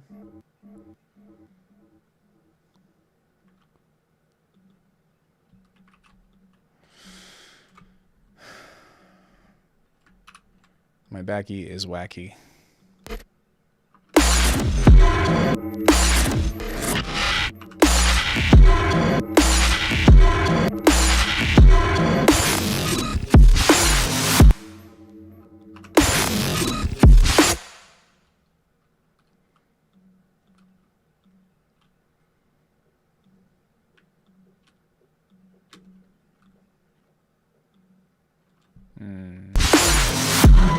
Damn it.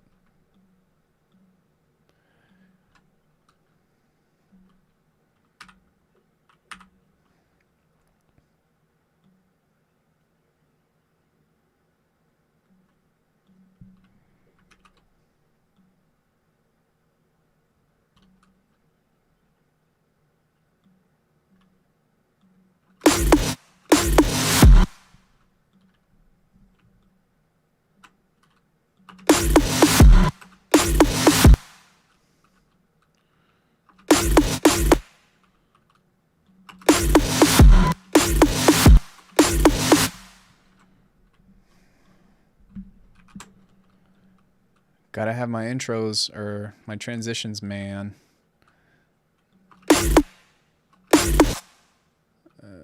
Cut that up.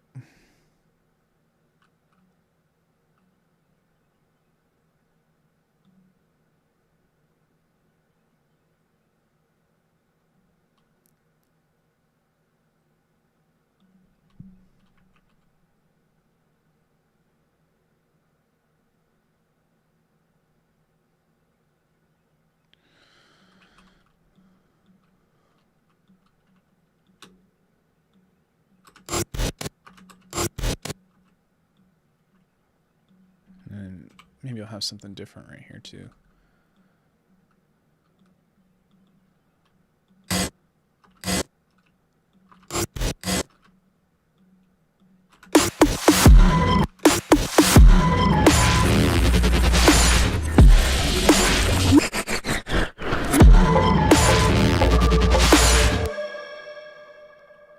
Alright, that sounded pretty cool.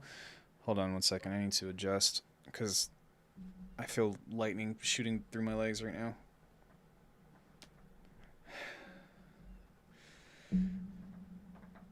Oh, come on. Work with me, body.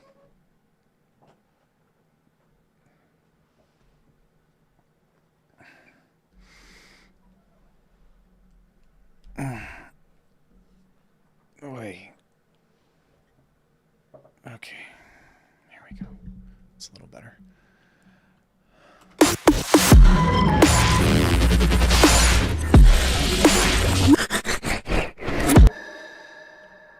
Alright, I think what I want to do right here is find... what's all this other stuff? Okay, I'm going to move all this stuff to the recycle bin. Recycle, recycle. And then am I using any of this? I don't think so. Sampler, saturator, ROM. Oh, I think that's just the soundscape, I want to say.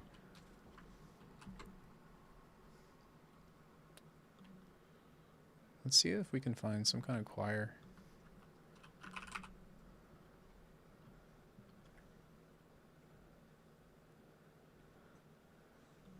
It's more so of just texture-based things. That's a great question. Most of the space and stuff that you feel from that is just texture and like physical spacing, as opposed to actual like feel and emotion.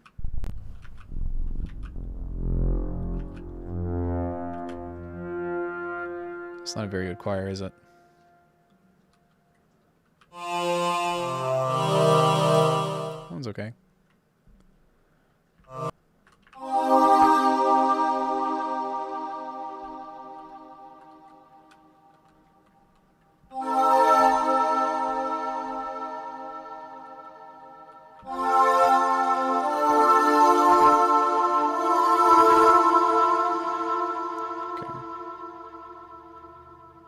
Those textures, I mean. Thanks.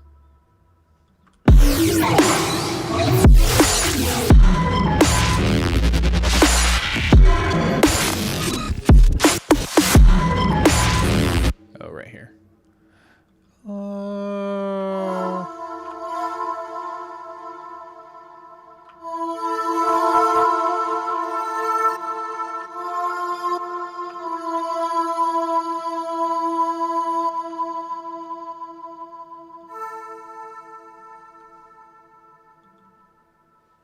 Wait, what?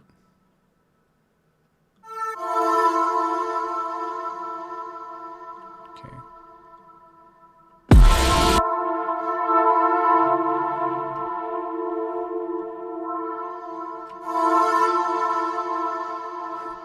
It's a little bit loud in the mix, but that's okay. We'll fix that.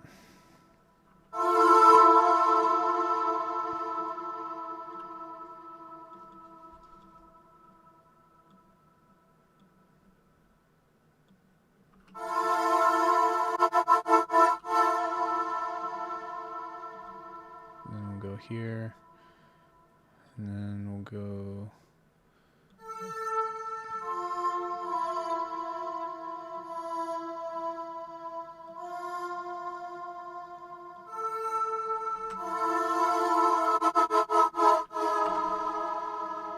Nice.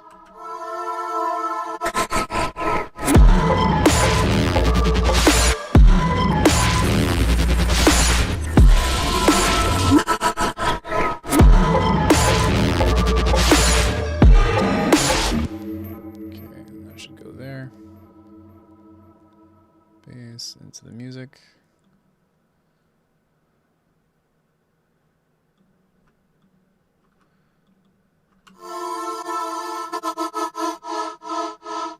I want to listen to what that sounds like at a lower octave. And then I also don't want there to be...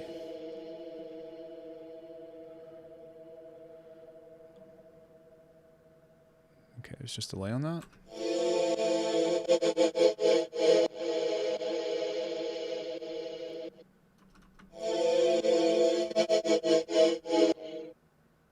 Yeah, I don't think that the delay is necessary on that.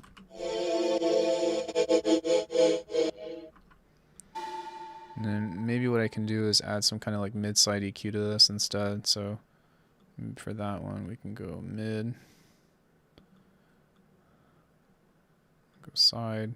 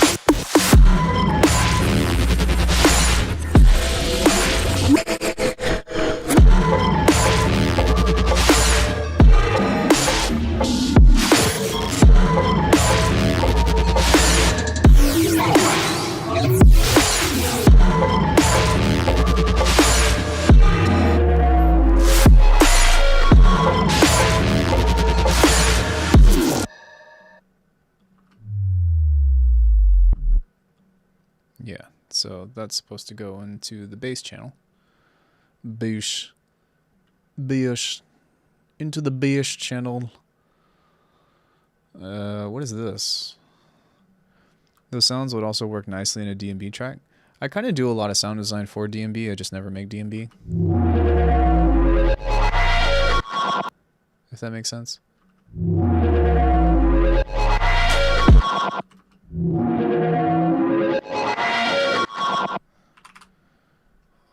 going to take out some of the low end of that.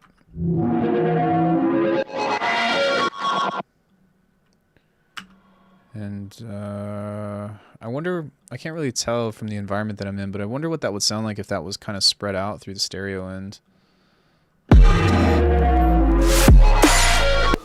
But I will make this dynamic and try to control that just a bit.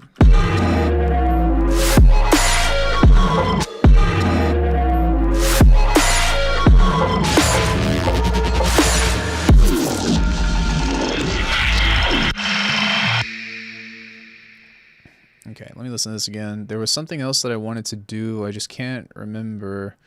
I know that I wanted more low end on this.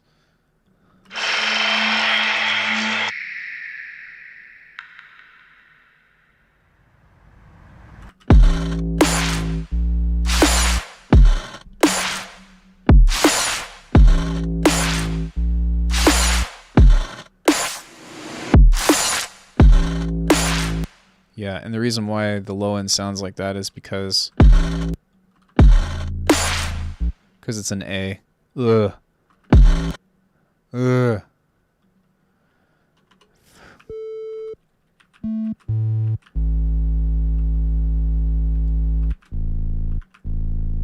That's why A is a bad choice.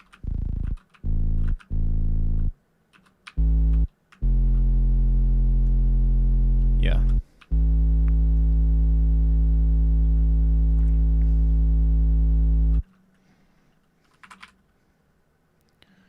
Actually come in here and throw this on the bass channel, and I want to see what this is doing.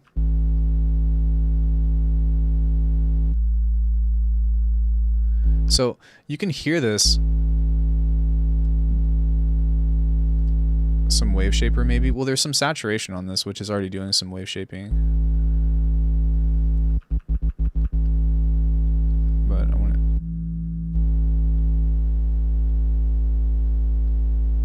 I want more of this.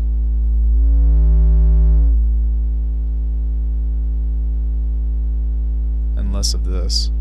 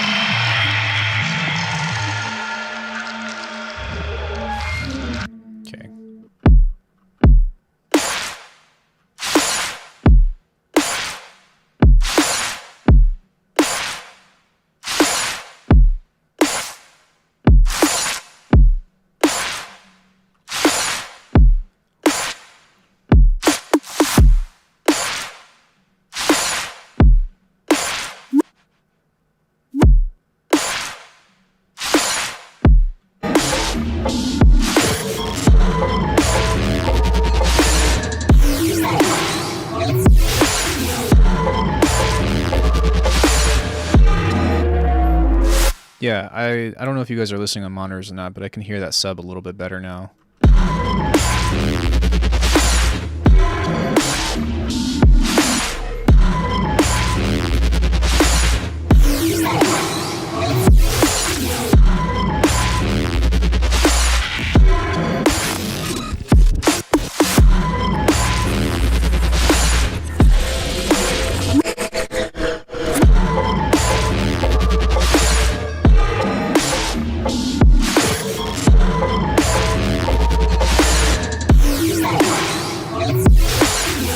is some, I mean, there are some musical things in here too, though. If you listen to this, there's this very, like, and then there's another one too, I think.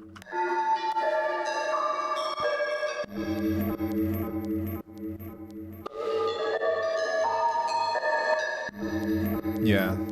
So there's that kind of weird.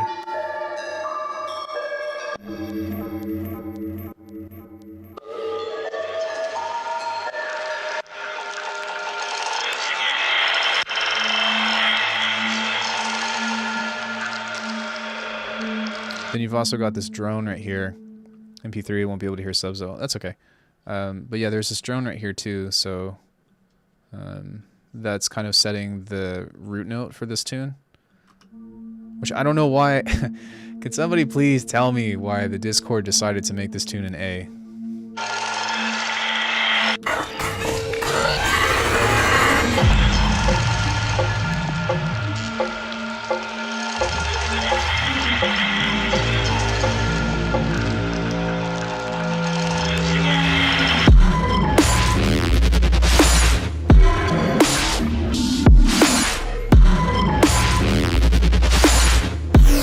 Yeah, I do really like this though. This is pretty cool. What else can I do to this?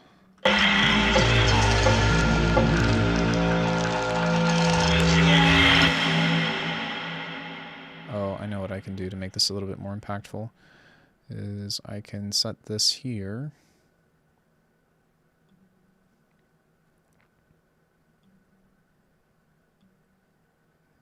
Turn that down by like 1 dB. Just 1 dB. That's all you need. And then I think I might also add a high pass to this. Just to, I might try and see.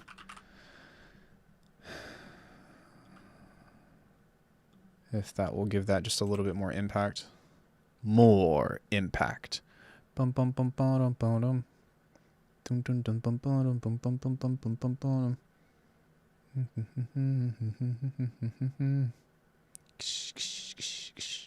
God, I love that tune.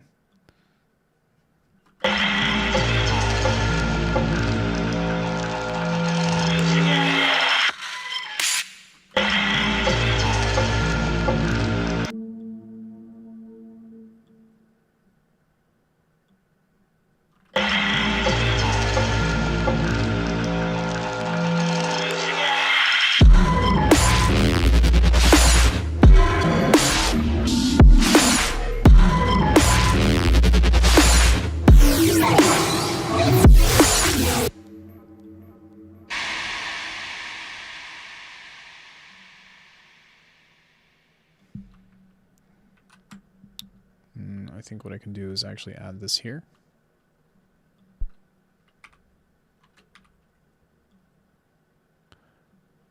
Don't know if it's your taste, but maybe some melodic rit. No, that's not what I do. It just, there's no room for it. Oh wait, that's supposed to go here. So like, the way that this track is designed, which thank you for the suggestion, but the way that this track is designed is not to be that way, but there's not really any room for that kind of stuff to be in here, if that makes sense. I mean, where would you fit melody within a full range stuff of texture? And what kind of melody would you write to that, right? So...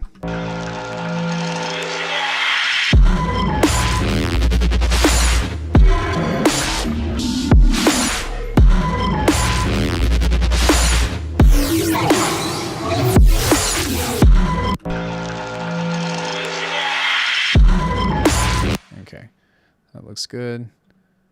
Okay, that's already there.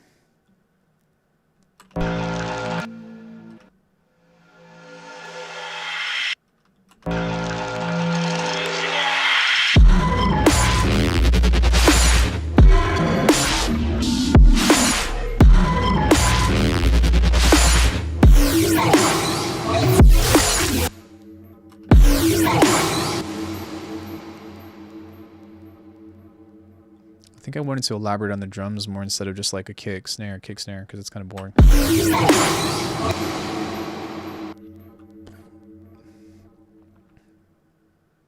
Maybe just like an off kick or something. That just sounds something like that.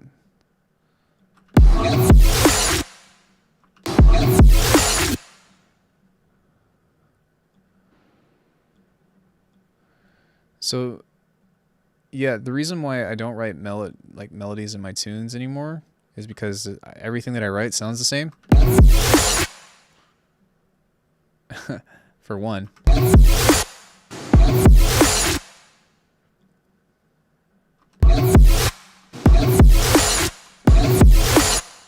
And then maybe what I can do is even just like fucking pull this off like this. Sorry, I'm trying to walk a chew bubble gum.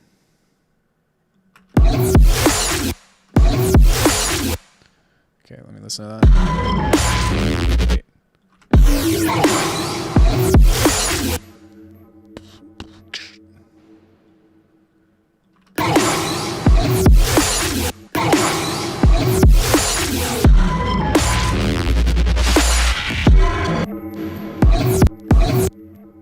Okay, and then maybe what I can do on this is try to make that line up a bit. So something like this.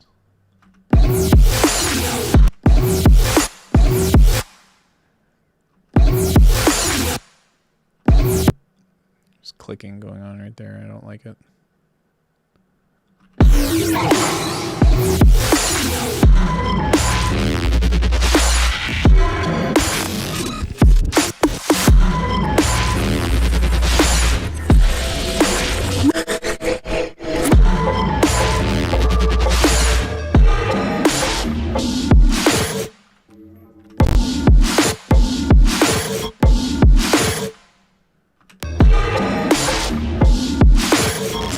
That doesn't fit right. Ah, I'm back.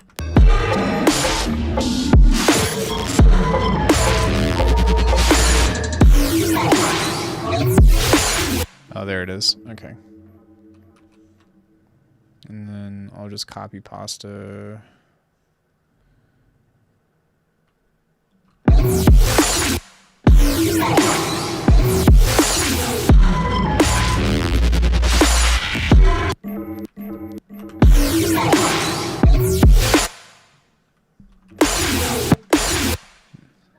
Wait, I kind of listen to how that sounds really quick. Nope. Where's that first?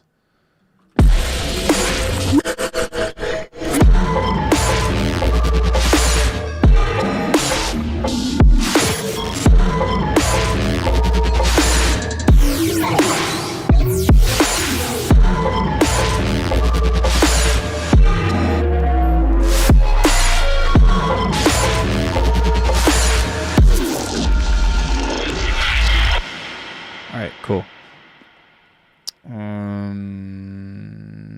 Yeah, so I think that's... I can't really think of anything else other than maybe cleaning up the mix. Like, I want to do more variation to that, like maybe put something in right there where that little double off time kick is. Maybe something right there, but I feel like there's already a different transition or like a different piece right there, so I don't want to like overdo it.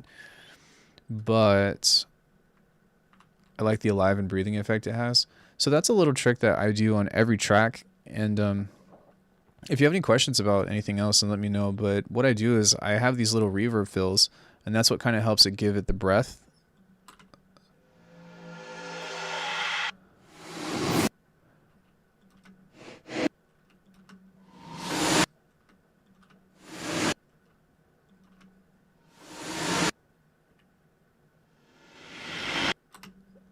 But by sending everything or like all of the group channels on here to a master reverb, well, everything within the glitched rack anyways, or this whole thing. Yeah, so this whole thing is being sent in there. But what that does is it kind of gives you that. But what you have to be careful of is making sure that there's no sub in here. So by taking off the low frequencies and then kind of balancing it out with a multi-band compressor, you end up getting some interesting like stuff in that way. And that, and then like a little bit of a longer sidechain, I think is something that can be useful to that degree.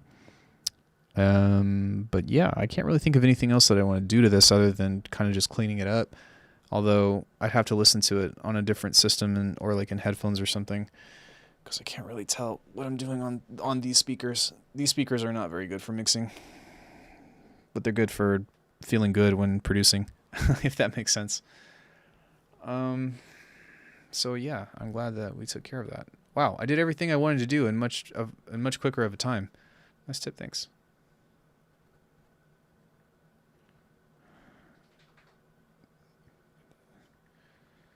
Didn't help though.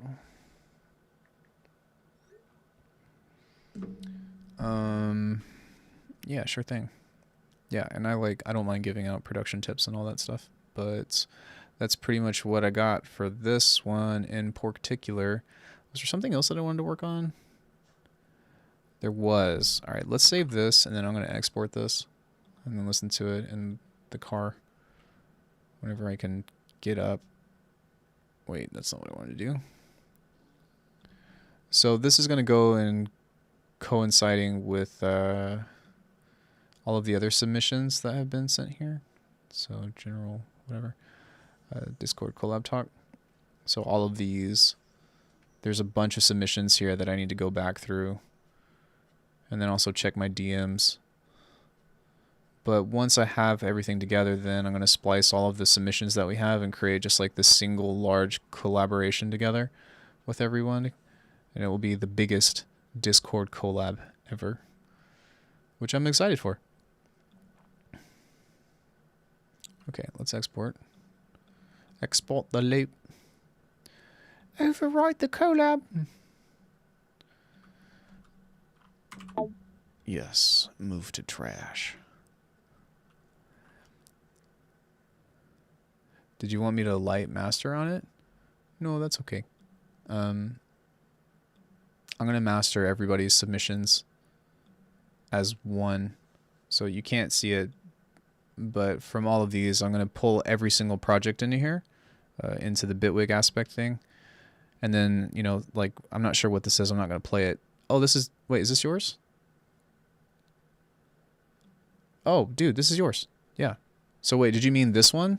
That's so funny.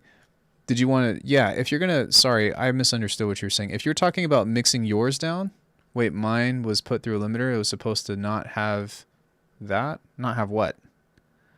Was it supposed to not have that? No, it's fine. So like the way that I'm going to do this is like, if your tune is limited, then I'm not going to touch it. If your tune is not limited, then I'm just going to normalize everything, if that makes sense. Sorry, Hartwig, I misunderstood what you're saying. Yeah, if this has a lot of dynamics and stuff in it, when you said don't master it, yeah, at this point, like, so many people submitted different things and stuff that I'm just going to try to normalize it and make it all the same volume. Yeah, so I really don't care. It's, I got to lay everything out, and I got to listen to everything and see what's going to go where first. Okay, I think I'll do a quick master. That's fine. Yeah, you can just update it here. Sorry, Hartwig, I thought you were talking about doing, like, everybody's, the whole thing. I was like, no, I'm not going to put that project on you. Even Greedo was being super kind and was like, hey, if you want, I'll, you know, master all of these. And I'm like, that's a lot of work. It's a lot of work. So I'm going to kind of take that up. So yeah, I don't really have anything else that I want to do. I guess I'll kind of hop into some sound design or something for a little bit and then probably call it a day. I think my back is kind of reaching its max for how long I can sit down. The chair is your enemy. All right, let's do myself a few favors. So I'm going to pull up multipass, and I'm going to pull up the default preset. Ow, sorry. Master default. Master default. Then I'm going to come on over here, and I'm going to pull up something else called Snappy. All right. That was dumb. So let's just start off with something really easy like this. And then I'm going to start processing this through, well, okay, I lied. I did say really easy, but I'm going to wait.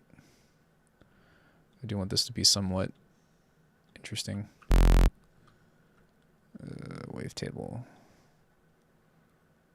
I'm going to make my own. File. Create from sample. Sample pack, fucking anything. Sure. These are actually really good for this kind of stuff. Sick. All right. So we're just going to take this section.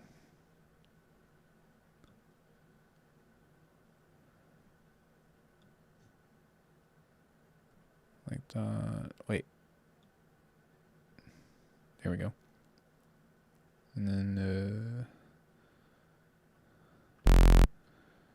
lock all. Detect. And I think this is the section that I want. Maybe a little bit less. So maybe this part. No, I lied. I just want this part. Like that. Done. All right, let's see what that sounds like.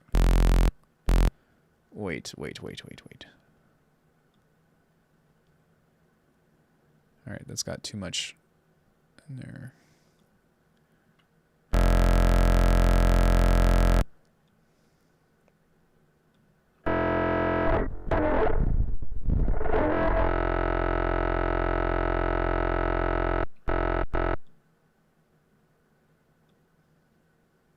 I didn't realize how many cycles those were. Edit. Cut.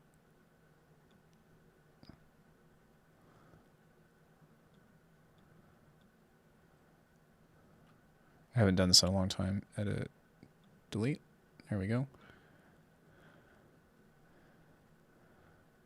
Edit. Delete. Damn it. Okay, how do I remove all that stuff? All right, let's normalize.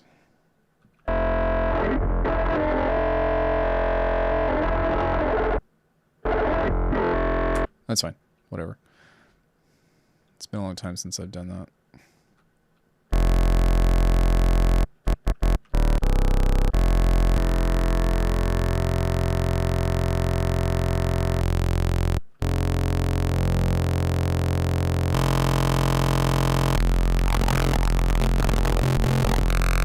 That sounds really cool.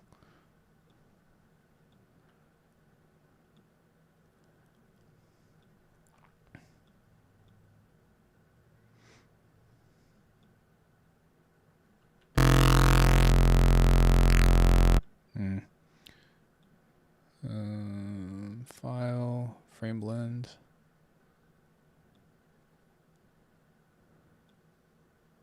From here to here. Done. Is that a little smoother now?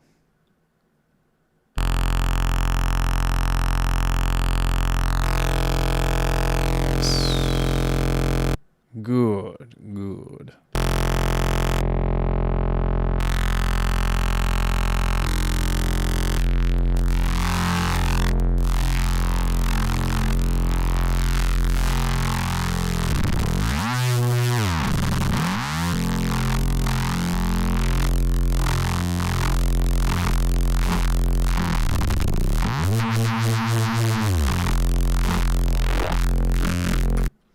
Cool.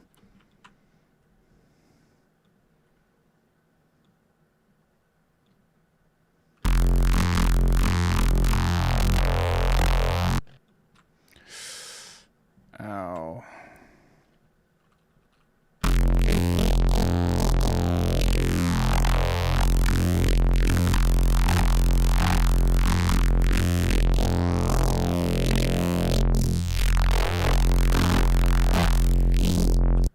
Okay, we're gonna go here.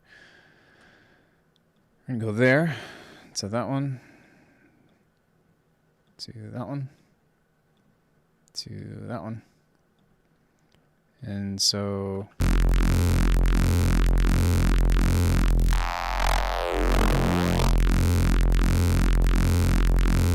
there we go. So that'll also activate that one, I want to say. And then let's place that like maybe here.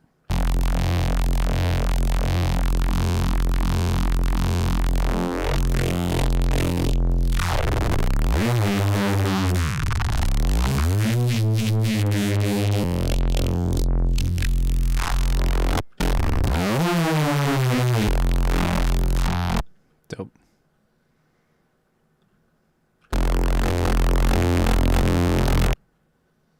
guess I'll take care of this stuff first.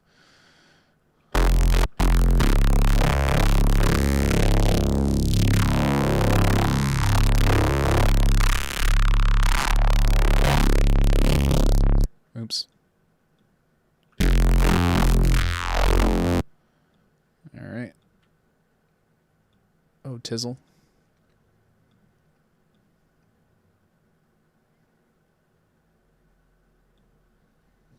It's not the Ocarina of Time. It's the Ocarina 2 time. Just kidding.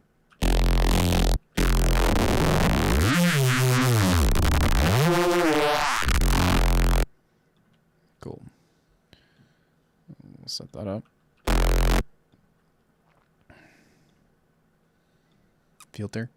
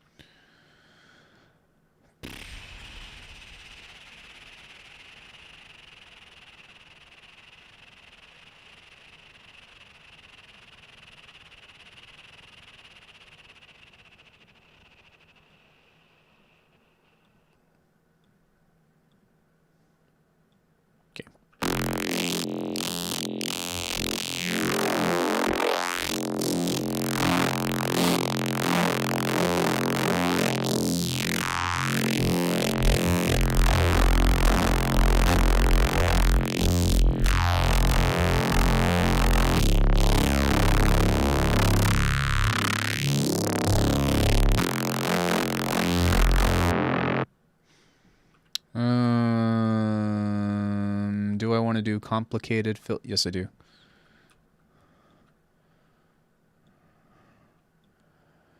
Because if it ain't complicated, it ain't cool. Just kidding.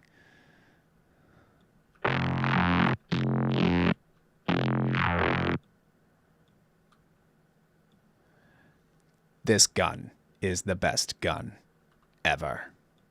Dude, I love that you know that.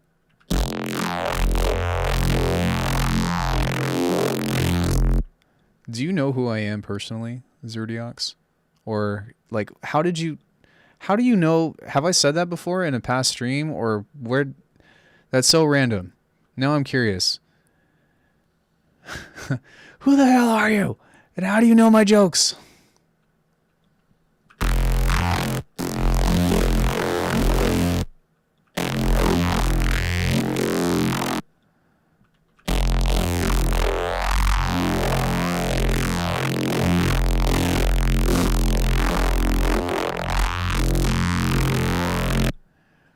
No, but for real, that's pretty funny that you know that. It's a very, very old joke.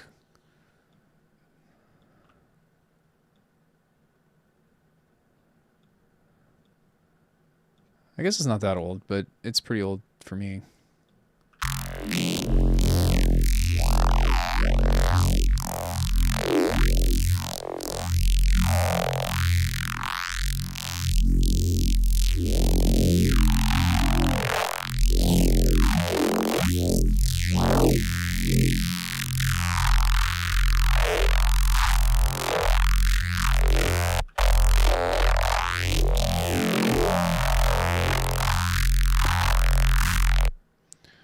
All right, let's make this do stuff.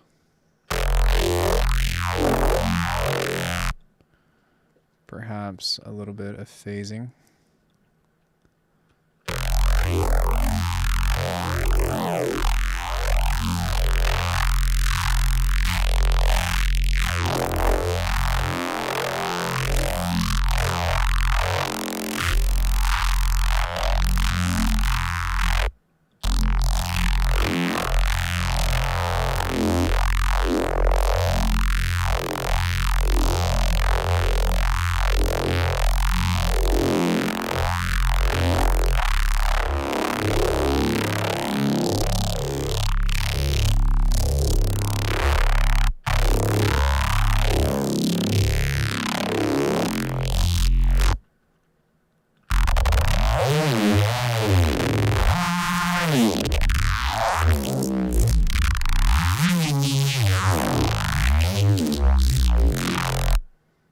Okay, that sounds pretty cool. I think that there's some more stuff that we can do with that midband though.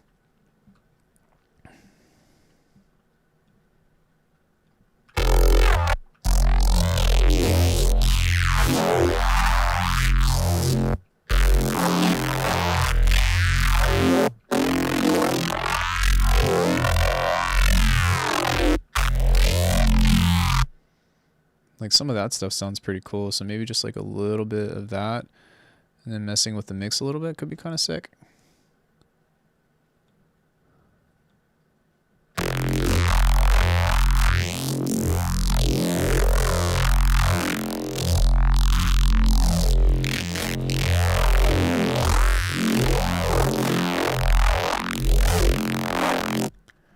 Cool. Let's go ahead and see if maybe we can do... I'm not going to do a formant filter on this in particular just because it's not going to give me what I want, I don't think. But maybe... No, I don't want to mess with the pitch on this. I'd much rather do some cool, crazy filter thing. So maybe I will...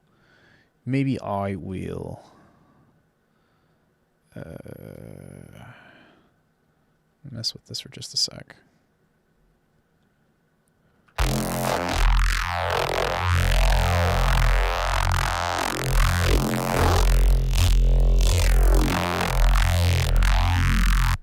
Okay, and then we'll go ahead and filter that one more time. Then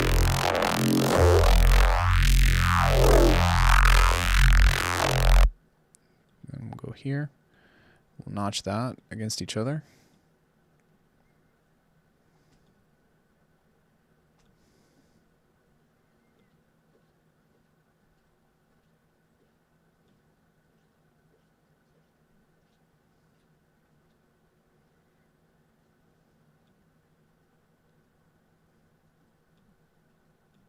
And then I guess we'll add one more that will be kind of subtle.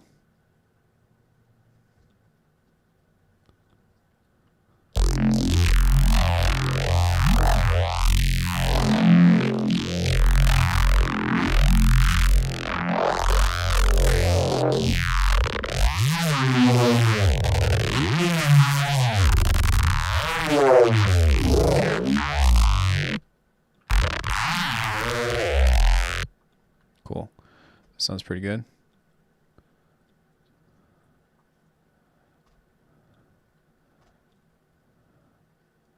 This gun is the best gun ever.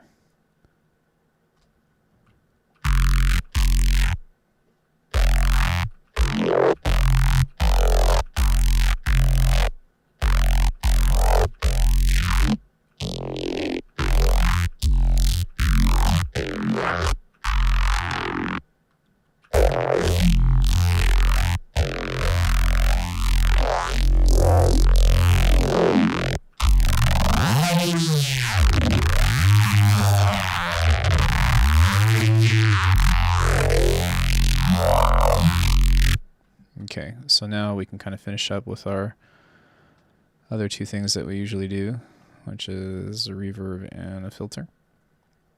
And this goes here. And yeah, that's fine. We can set that to control that there. Wait. Set that here. I'm going to do two things. I'm going to pull this over and then also use that to activate the random. There we go. So if this is off, that should be... Yeah, this is a fucking... Man, that is such a great trick.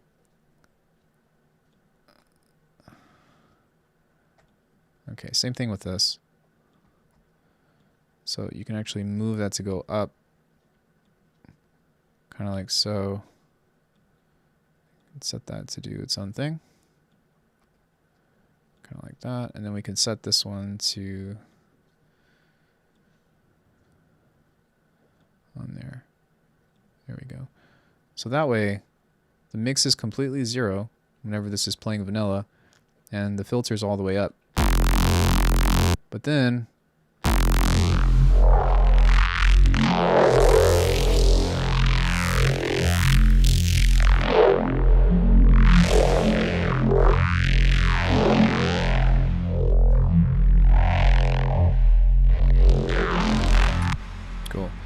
So I'm going to set this to go down. Set that to go down. Grab that. Also set that to go down quite a bit.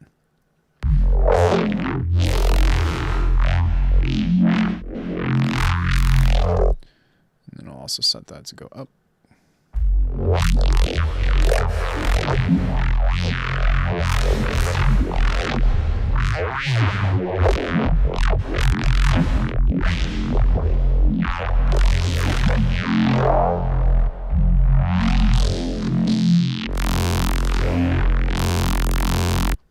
Cool.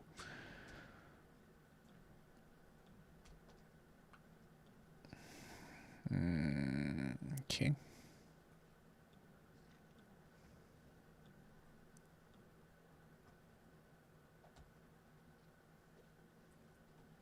Doesn't really matter. All right, so macro 2 is going to dictate, damn it, the start of the thing.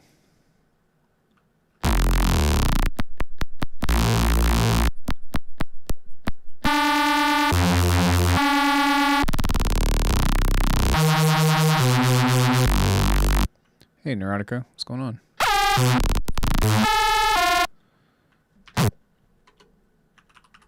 Speed 1. Speed 2. I don't feel like mapping this to something that's going to be dictating that. I could do this to a note as well, but I don't really feel like doing that. Alright, cool. So let's go here now. Turn that off for a bit.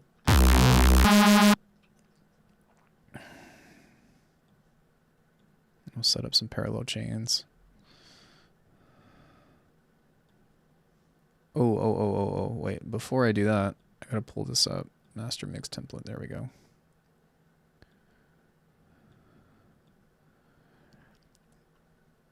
Can't really hear you over the heat playing. It's okay. Wait.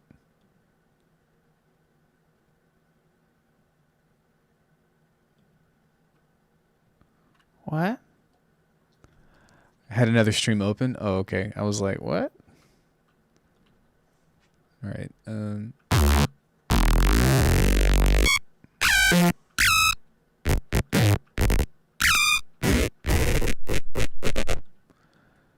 we're going to mess with this a bit with some delays.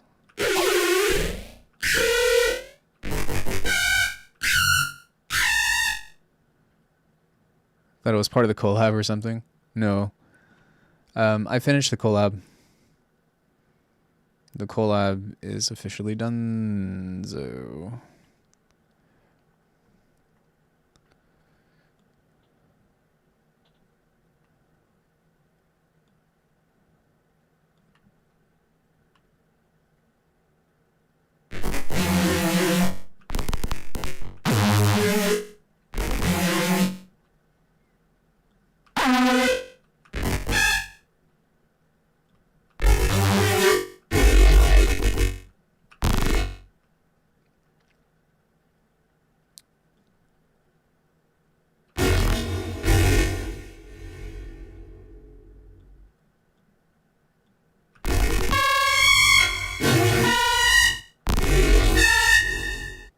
Okay, I'm gonna turn this down to maybe not that high. Maybe like this much. Sick. Okay.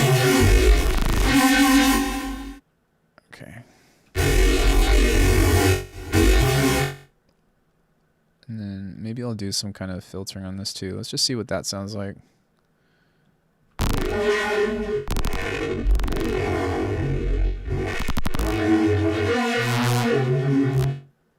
Yeah, that sounds pretty good. Yeah, you definitely should. I had a lot of troubles getting up to this point. Like, my computer crashed, and I had to send it in for 2 weeks. And then I lost a lot of data because of the update. And so It was just a lot of stuff, and so I didn't even know if this was going to happen, but I was like, no, we got to finish this just because I dedicated that much time to it.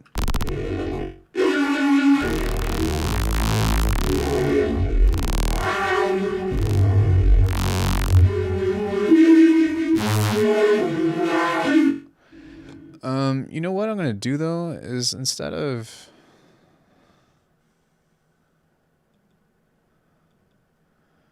this here, I'm going to pull this back, and I'm going to do this.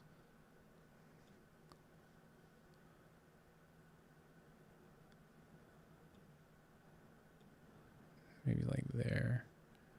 And then I'm going to pull the gain up on this one instead.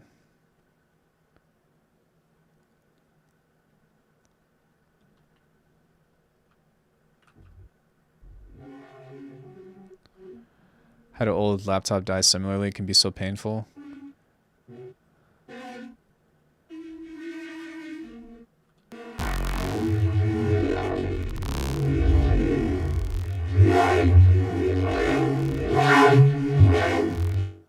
That sounds so fucking cool. All right.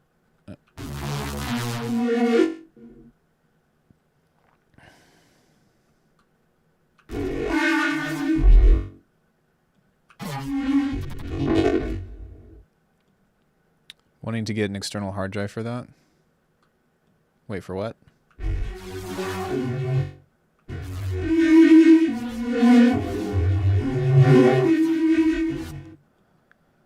Wait, I definitely want to jump to the next one. Nice screeches. Yeah, I had an old laptop. Oh, just in case like your data fails. Yeah, I should have been more proactive in ordering myself one, but I didn't. Hey, Ellipter. Ayo, resident unlucky UK guy here again. Just got thermal from Alpha recently. Really enjoying the quality from some of those presets. You mucked around with it at all? No, I haven't messed with thermal myself. Data Broth would be a good guy for that.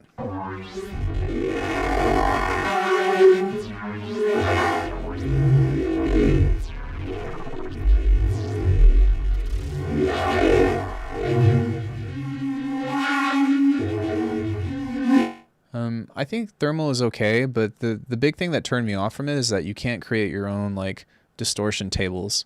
That's like something that would be next level stuff for me.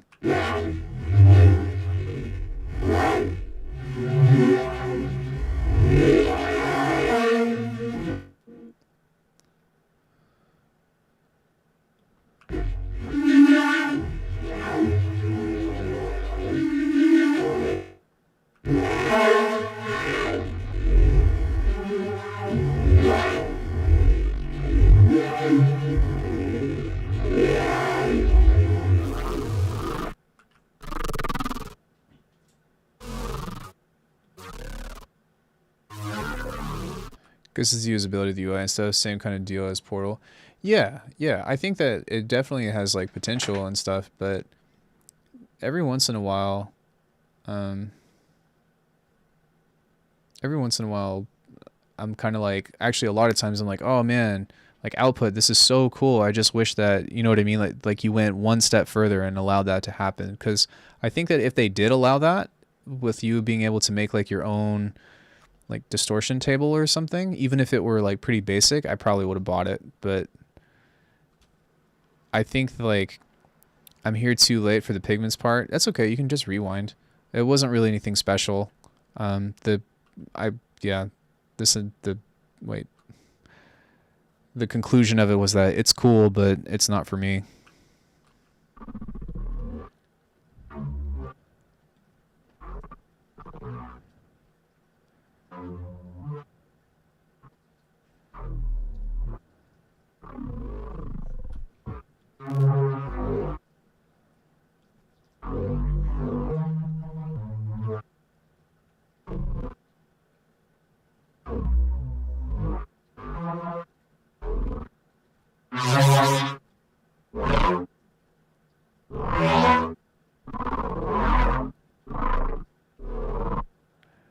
I already have Harmer, so I'm going with that slowly. Yeah, I was going to say, like, if you already have Harmer, then I don't really see the reason to upgrade.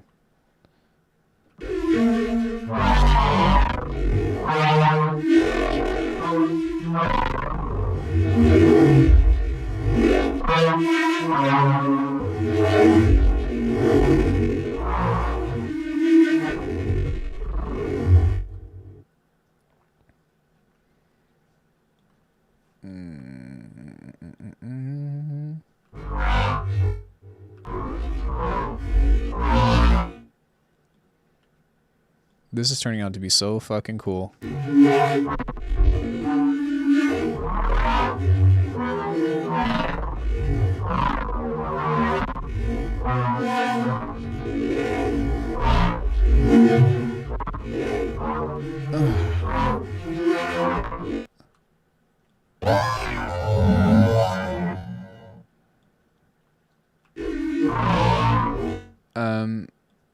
From FabFilter, I can definitely recommend. Honestly, I think that like the most essential thing from FabFilter is Pro Q and Pro L2. Other than that, I think that you can get away with not having anything else. The MB is okay, but it's not my favorite. Some people think that it's not fast enough.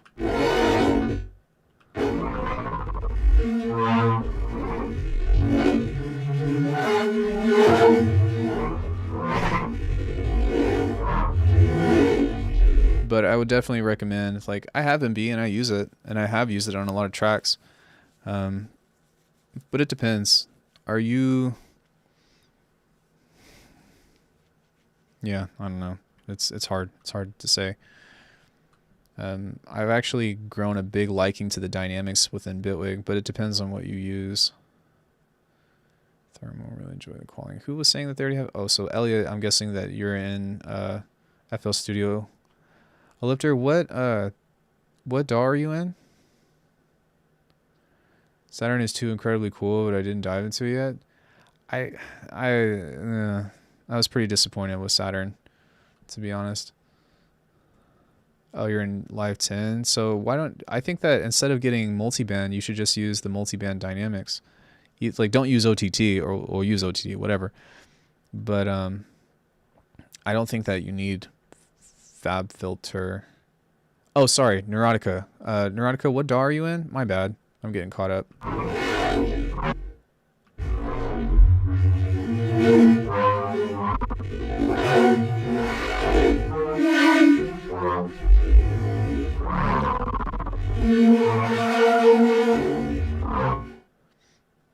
Oh, you're also in FL?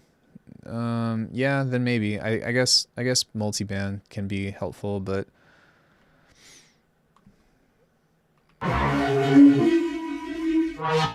okay, let's do some dynamics on that.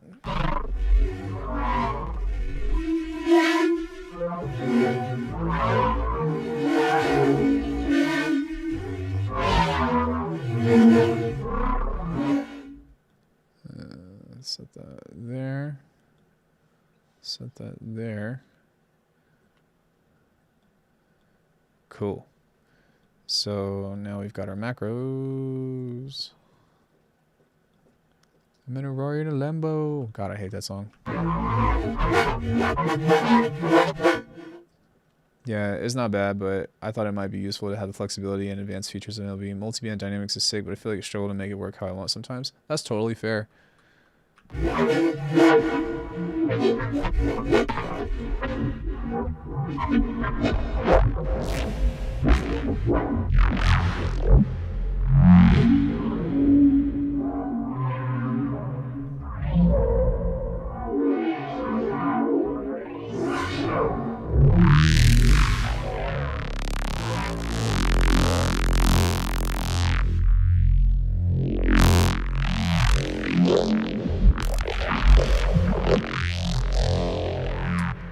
Okay, I think what I'm going to do is... Oh, that's such a better idea. Shit, why didn't I think of that in the first place? Okay, so what I'm going to do is I'm just going to grab the note here and set that to the speed of these. Maybe not that one. Shit, and then set that to 24.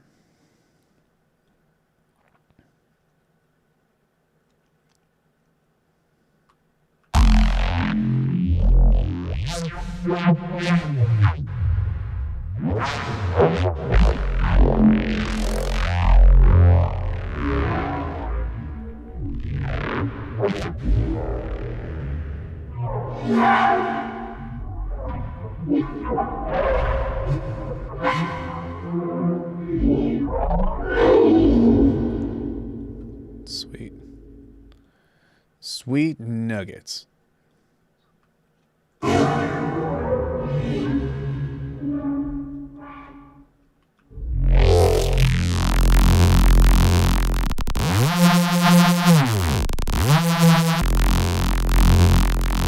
Okay, what I might also do is just bring in just a little bit of, oh god, just a little bit of stereo on this.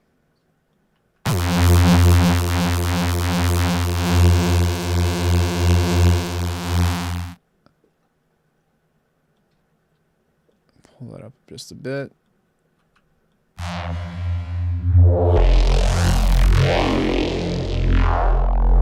There we go. Now that's a little bit thicker. I see a lot of people, especially bass artists, moving over to Bitwig nowadays. Might end up in another DAW, but I haven't made the plunge yet since I would be learning curve. Just been coasting on FL. Well, it's kind of just what you like, right? Bitwig was such a natural evolution for me.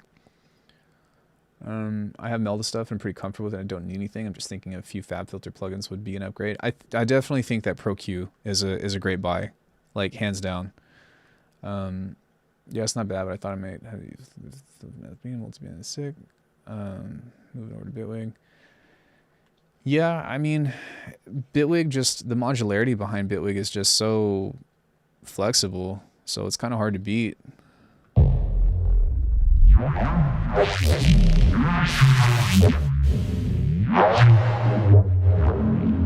Oh, that's why. Okay, I forgot to add the dynamics to that. I gotta crush it. Crush it, bruh.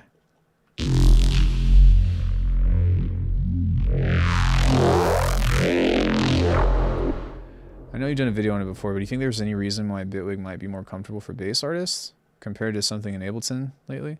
Well, yes and no. Like, for me, having the randomizers and the modulators like built into everything makes that like immediately so much easier to do. You know, like for Neurobass in particular, that's yeah. So like some other easy tricks that I have found that have just kind of helped out is like the multibands. So as opposed to having to build a rack, which you can just do, right? But this multiband rack has a multiband filter on it. So it's got a high pass in the low band, a band pass on the mid band, and then a low pass on the high end. And so that just kind of allows me to be like, all right, well, I want to neuro type this, or like, you know what I mean, multiband filter it, and then I can just go like bam, and it's right there. And even though this is my default thing, like the fact that it just comes with the multi-effect rack, kind of like that, is almost like a built-in multi-pass, yeah? So there is that aspect to it. And then like for like cutting and like finding bass chops and stuff, yeah, right? So like, let's say like we're doing like a sound design jam or a mud pie or whatever. Well, because I can use, because I can use hybrid clips, right? So like, let's say I record something out. Well, I can kind of just bounce this part out, right? And go Command B, and that part's done. And then I can keep working in MIDI to try to find another cut without having to freeze and flatten every time. So now, even though I've got a track that's got audio on it, I can still play this as a synth on the same track.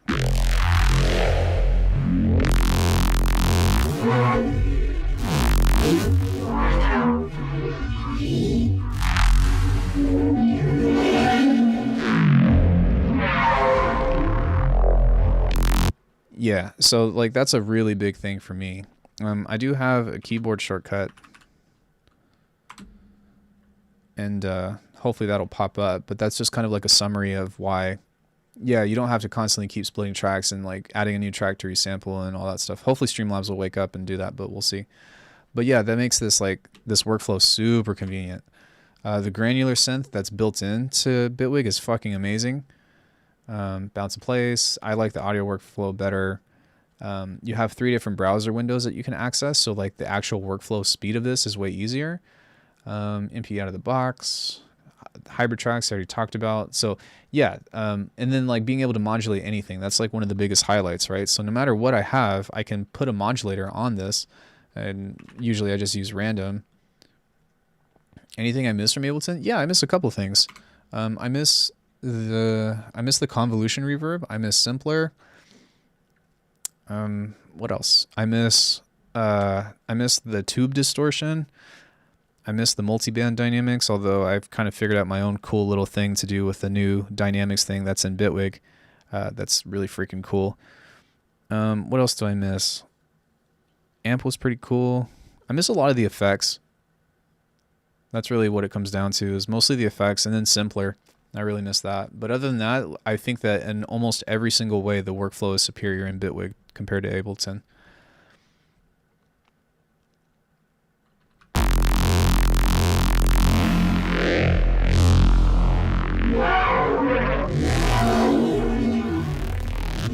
Yeah, you're tripping balls. It's not free. But they do have, what's it called? They do have an unlimited demo. So there is that. Oh shit, no. I'm just going to switch that to this. Yeah, it's not free. I wish Phase 4 had additive oscillators like an operator. Yeah, that would be cool. Like being able to draw your own waveform would be really cool in Phase 4, or even FM4.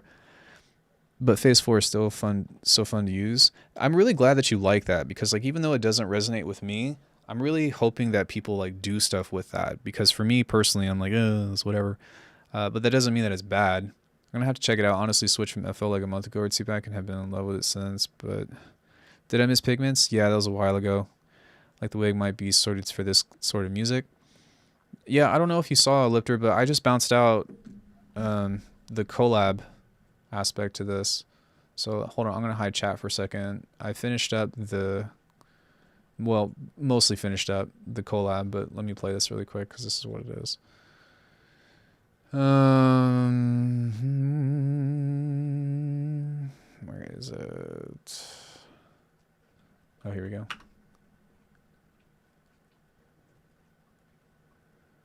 Oh, that's not playing.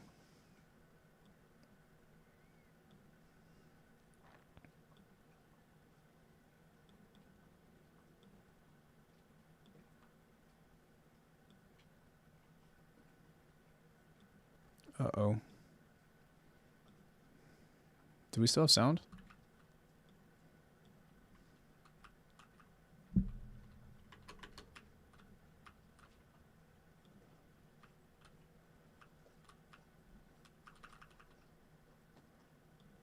Shit, I had totally just fucked up my sound.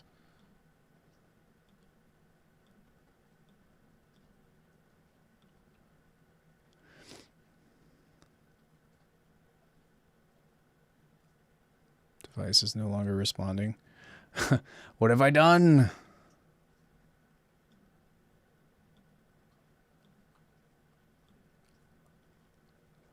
Please work. It's not gonna work. All right, hold on one second. Let me see if this works. Oh my god. I fucking anyways, I probably should have just opened up the project file. Hold on one second. Which I will do that.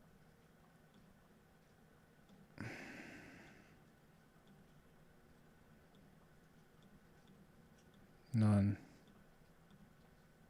Multi-output device. Come on. Work with me. Bruh. Alright. I hate having to split Mac's fucking stuff so much. It makes me really upset to have to do this. Alright, well that's almost done. Let's save this. And then I'll just restart Ableton or start Bitwig. What should we call this? Yeah, borked. You can basically use it. Wait. I copied a bunch of serum tutorials in Phase 4, and honestly, I preferred how it sounded in Phase 4. Ooh, you can basically use it the same way. So this isn't Bitwig's fault. It's the Mac's fault for the 16-channel audio thing or whatever. This thing is being bonkers, unfortunately. Okay, maybe try that one more time. See if I can get that to turn on. Apply now.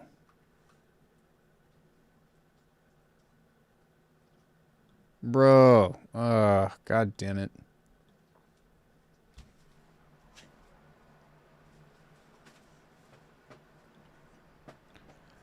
Okay, what should we call this thing? Let's call it, call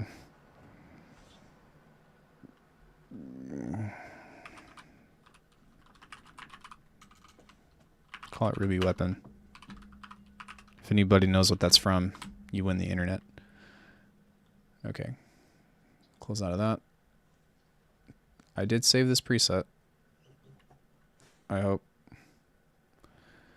Try that again. Jeez. Okay, can I get this to play?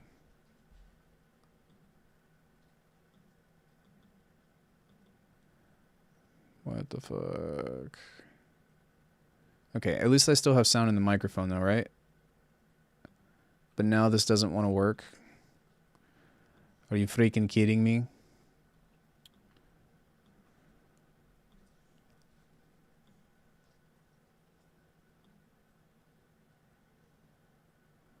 Master device. Drift correction. Something. Something. Please. I just want to stream. You guys don't hear anything, right? Nope. You don't. I guarantee it. You don't. Damn it. You don't.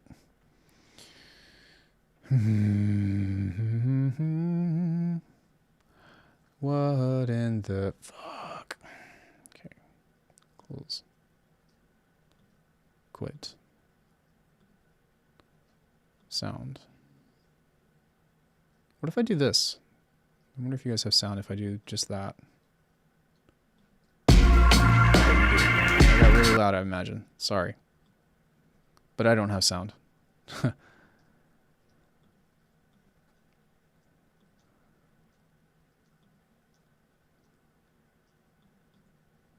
And I still... Now, we both don't have sound. Audio engine. Why? Why?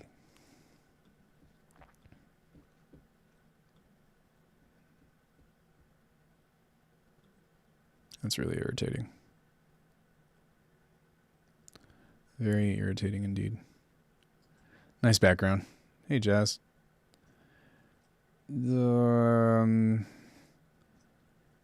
Damn you, audio engine. Damn you. Fucking audio engine.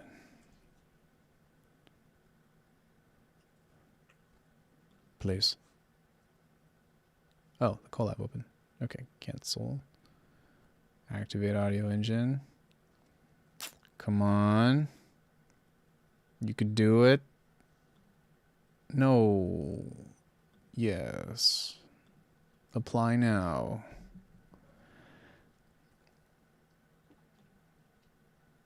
Dude. Black hole is just taking a shit on me.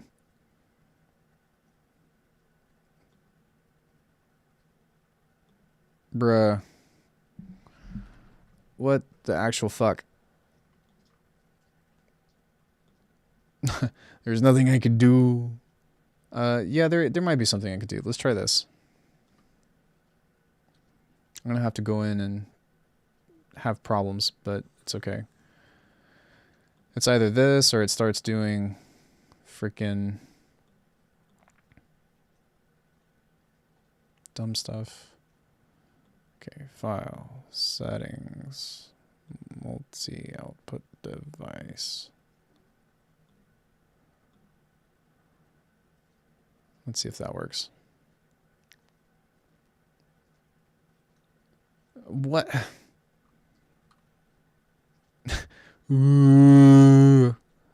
I don't know what to do. I literally do not know what to do. Missing? Fuck you.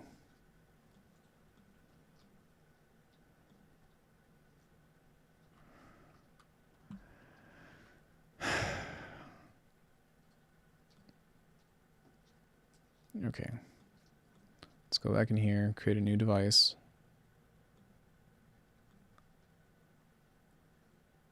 Why are there two of these? There's two of all of these. What? Oh, that's an aggregate device. That's why. No. Multi-output device. Black hole. USB. MacBook. Wish I had the smallest amount of knowledge to help you figure out what it is that you're dealing with. Dude, it's fine. It's so okay, so I have to split my audio through the black hole thing.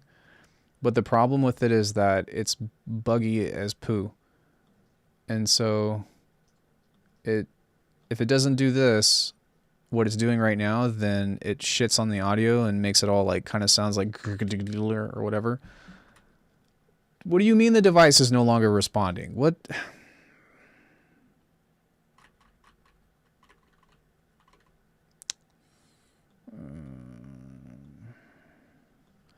The cow goes moo. I know my friend used some type of aggregated device or whatever to make all the sound work right. Yeah, so it's either that or Soundflower, and Soundflower is like 10 times worse. Fuck, man. Yeah, but I got no clue. All right, hold on. I'm in Streamlabs right now. Let me see if I can get it to work through this.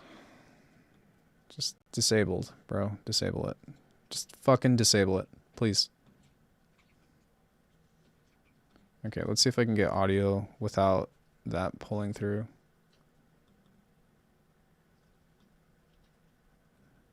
Nope.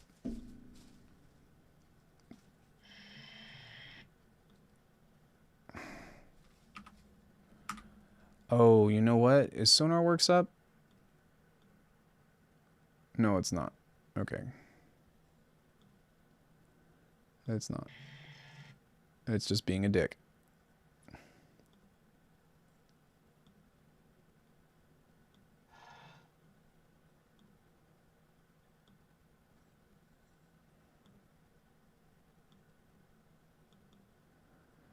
Why isn't this working? What the hell? Okay, well, fuck me.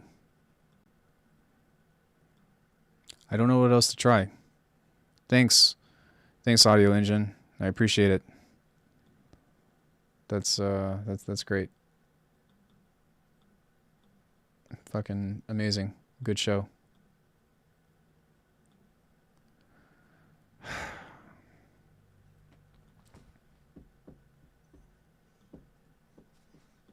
I don't understand. It just cut out and stopped working.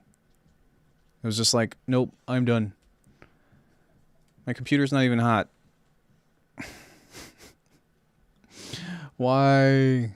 Well, I guess that's... Did I try turning it on and back off? Yeah. No, I haven't cut the chat yet. Or I haven't cut the stream yet, but I might have to do that to see if I can get it working. Or maybe just like restart the...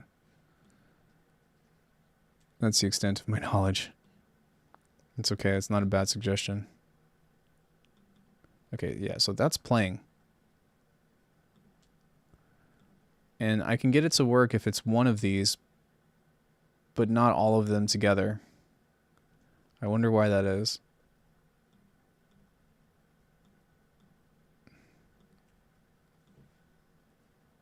Don't hit me with that drift correction shit.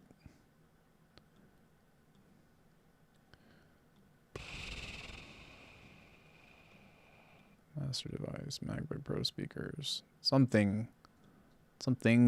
Work. Damn it.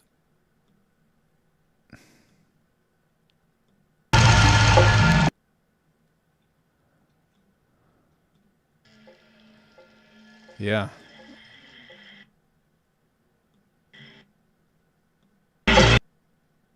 What the fuck?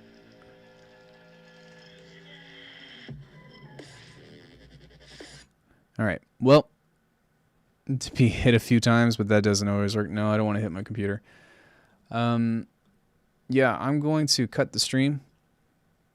And much love to you all. I'm going to try and see if I can get this fixed. And maybe if I can get it working, I'll come back on. But I'm going to unplug my interface and plug it back in. And then maybe see if that will fix the problem.